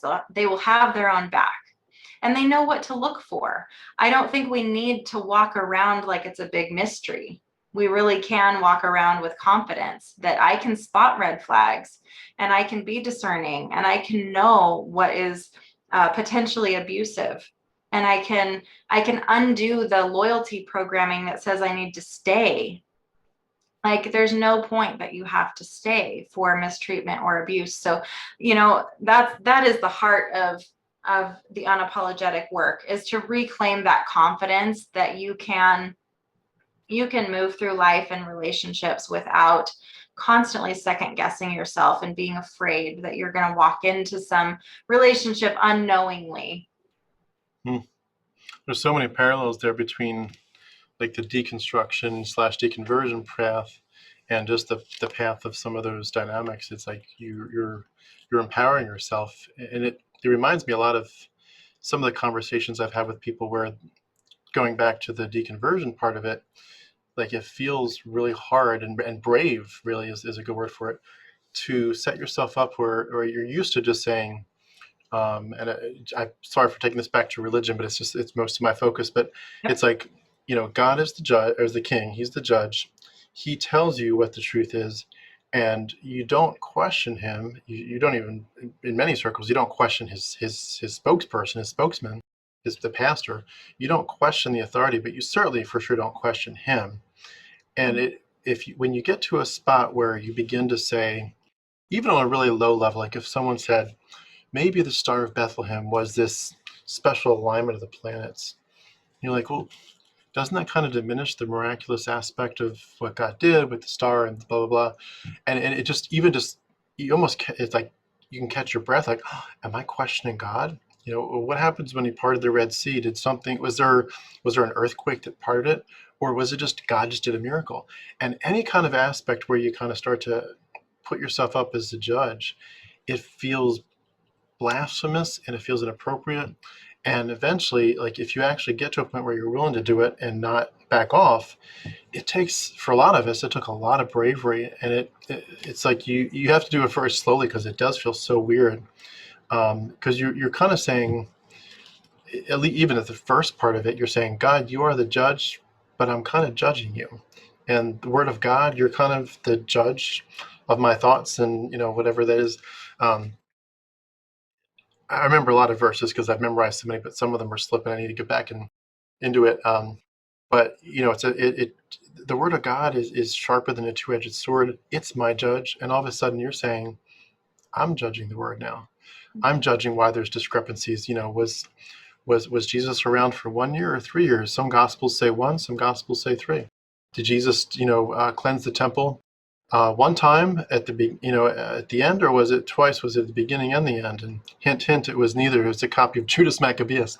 But which one was it? But to be the judge and to say, this doesn't sound right.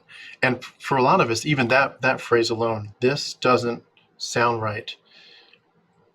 It's like that, empowering yourself to say that and to have the boundaries, so to speak. I know we use that in different ways, but to have the boundaries to say, I am empowering myself to say, this doesn't sound right. And unless I can resolve this cognitive dissonance and this issue, I'm not going to just bury it in the sand. I'm not going to bury my head in the sand. I should say, I'm going to actually face it. This doesn't sound right. I can't let this sit. I can't. The anxiety of trying to pretend that this is okay when it's not is just, it's too much. And I appreciate people's braveries on all these aspects of being able to say, I take the challenge. I will step up to the plate. I will be the judge. I will be the judge. And if something doesn't sound right, I will find a way to say so, and to not move forward until I figure out what is the truth and what is the reality.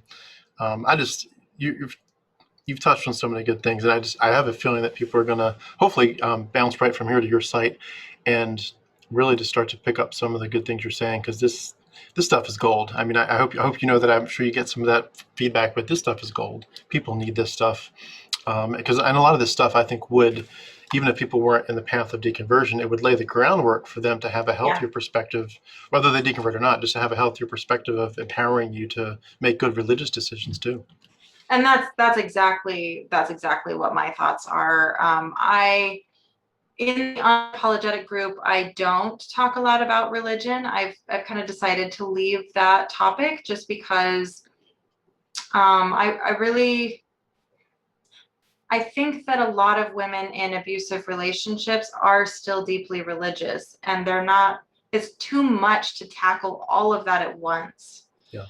And so I think it's very common to leave an abusive relationship first and really unravel that before we can even touch, some of those deeper chords. So I really try to honor what people's process is, and that it's not just one event, it's a process. And in the Unapologetic Empire, the subscription group, I have people leaving the Amish community. There are people that are using Unapologetic to leave communities, religious groups, or even AA. I've got somebody there now who picked up a lot of toxic religious thinking from AA. And so we're reclaiming some pieces there. Even someone who's leaving the counseling profession, and realizing elements that have been really codependent for her there.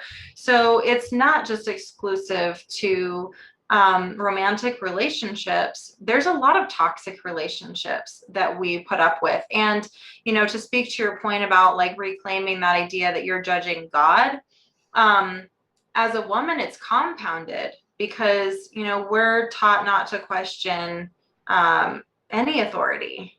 And so, there's God, but there's other layers that we're not supposed to question. And so it just feels so forbidden. And I think there's a lot of power in being in a group of women who are encouraging each other. Like, yes, you are your own authority. You don't need to ask permission, because we're so stuck in this pattern of asking for permission when we don't need to. We do not need to ask permission to think thoughts, to have beliefs, to abandon beliefs. We don't need that permission. We're a whole human being all by ourselves. Yeah. It's what's cool is to think about how, as that message hopefully spreads, is, the next generation, then you raise children who understand that. You raise boys who understand that if you decide to at some point get married in your future, your spouse is not there to compliment you. They're not there to help you. They're not there to be God's gift to you. Like, this is not what this is about. And for them to enter into it with a lot more respect, and even just from the very beginning, to make sure that when you're saying your wedding vows, nobody's saying the words obey. Take the words obey out of your wedding vows. They don't belong there. Yeah, actually, that's another course that I'm currently building, is becoming an empowered partner. And so learning how to see from a partnership paradigm instead of a hierarchy paradigm, because I think unintentionally many of us are coming to our relationships with the lenses that are our hierarchy lenses. That's all we've seen. We've seen our parents model it. We've seen churches model it, the Bible model it. So we're not familiar really with a partnership paradigm. And so I think we really get to intentionally think about what that means and what that looks like. That's awesome. Well, I know I've kept you for a while here, and I've asked you a lot of questions, but I did want to give you a chance, if there's any questions I didn't ask, any topics you wanted to bring up here to wrap us up. Was there anything on your mind that we didn't get to yet? I think we covered everything. I mean, I'm surprised that I was able to get through. I mean, there's a lot of pieces of my story I didn't share, but I think that we shared the important parts. Gotcha. Well, I just want to end then by saying thank you both for your time today with me sharing this story and with the platform, but also for what you're doing. I'm very impressed, and I think other people are going to be amazed at seeing this and what you're doing.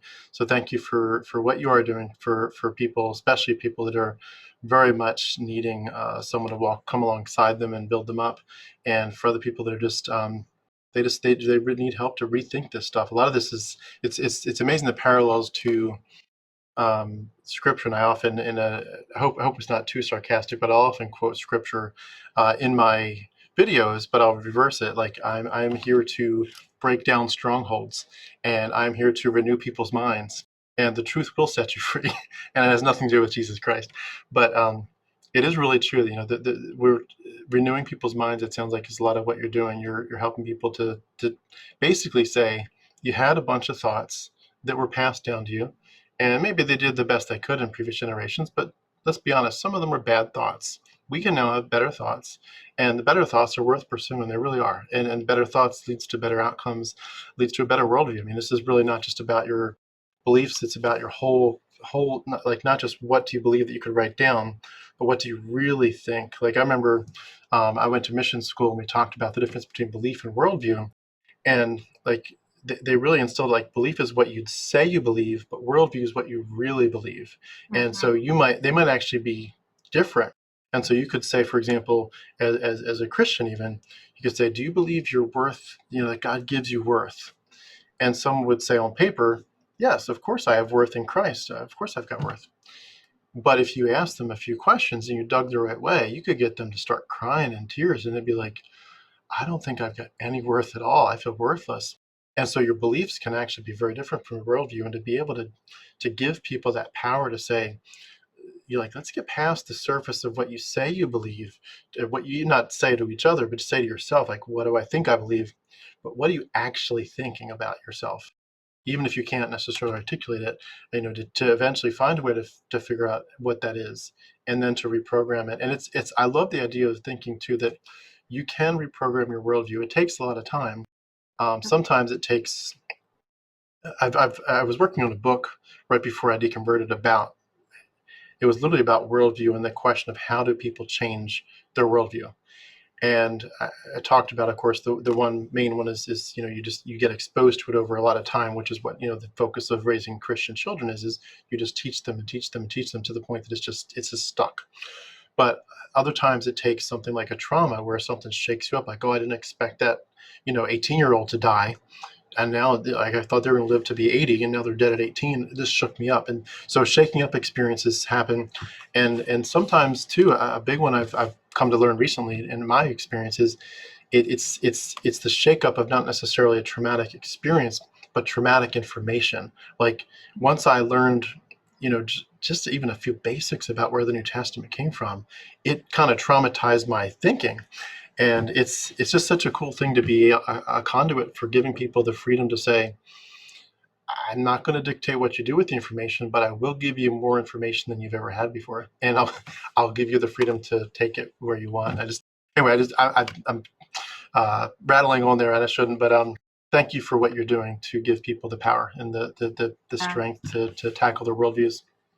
Thank you. Yeah, and I would totally reiterate. I think it's so important, so key that we are giving people information and not telling them what they should or shouldn't believe, because I think that is so important to be non-threatening, and that works so much more in our favor than saying what someone should believe, because ultimately I don't get to make that call. I stand for people being able to have their own personal authority, right? If I say that I believe that, then I really believe, I want them to believe whatever they want to believe, and they have that authority, and I respect that and I honor that. So it's super important, I think, in the work that any of us are doing, is that we don't get so target locked that we are telling people what they must believe. Yeah, absolutely. Yeah, and I think a lot of us need to just take the hint too of like build bridges, don't burn them, because Yes. especially, you know, we all go through the angry atheist phase. Like I feel so deceived. I feel so like somebody took so much time away. It's like, okay, well, we all feel that it's legitimate to be a little angry, but at some point, if you actually want to make a difference in this world, you got to find a way to be gracious, you know, and deal with it with a patient attitude and a sense of I want to build bridges, not just burn them down. I will say this, and I'll end with this, and then I'll have you respond it maybe. But the one place I get a little bit dogmatic on is the psychological abuse of children. And that's the part of me that with religion is a little bit like, I want to say to people, believe whatever you want. I don't really care. But the thing that always catches me right away is like, no one ever does it and stops. Like, they don't just say, I think X, Y, Z, and I really want to believe it. Therefore, this is what I stand on. This is my solid rock. They have to take it and say, you children, you need it too. You have to believe like me. And there's something insidious about religion where it's like, people have asked me, like, what have you really considered progressive Christianity yet? Like, what if you should just expose yourself to a more gentle Jesus, a Jesus that, is opposed to the Yahweh genocide. He would have said that Yahweh isn't real or whatever, but however they describe it. And I'm like, even if I went down that path, it frightens me, the idea that I could be a progressive Christian, but within 1 or 2 generations, they could be right back into the dogmatism again. And I do get scared about what this does to kids. And I don't know. Yeah. Do you have any thoughts on that before we wrap up? I do. So this is so relevant too, even on the relationship side, where I think people get really wrapped up in the like revenge or like making the other person bad and wrong. I choose to take the perspective that just as much as I am a victim of the programming that I was raised with, any of my abusers were too. And it's all subconscious programming, like a huge majority of it. Like, we're literally just enacting things that we didn't think about, we didn't come up with. Like, it's just what we've been taught. And so like, sometimes I'll see women really demonize men because of the patriarchy, for example. And I don't, because I think that men have the same programming that I had, but they just are the privileged side of that. And so we all get to be gracious, not that we have to put up with any behavior. I think that my perspective is everyone's doing the best that they can, and sometimes the best that they can is dangerous. Yeah. And so religion is exactly the same way. Like, I really believe that all of the religious people out there are doing the best that they can. I was doing the best I could when I was deeply religious. It doesn't mean that that's not harmful. The best that we can do sometimes is harmful. And I benefit when someone sets boundaries with me and holds me accountable for things, even if it's the best I can. That's how I change.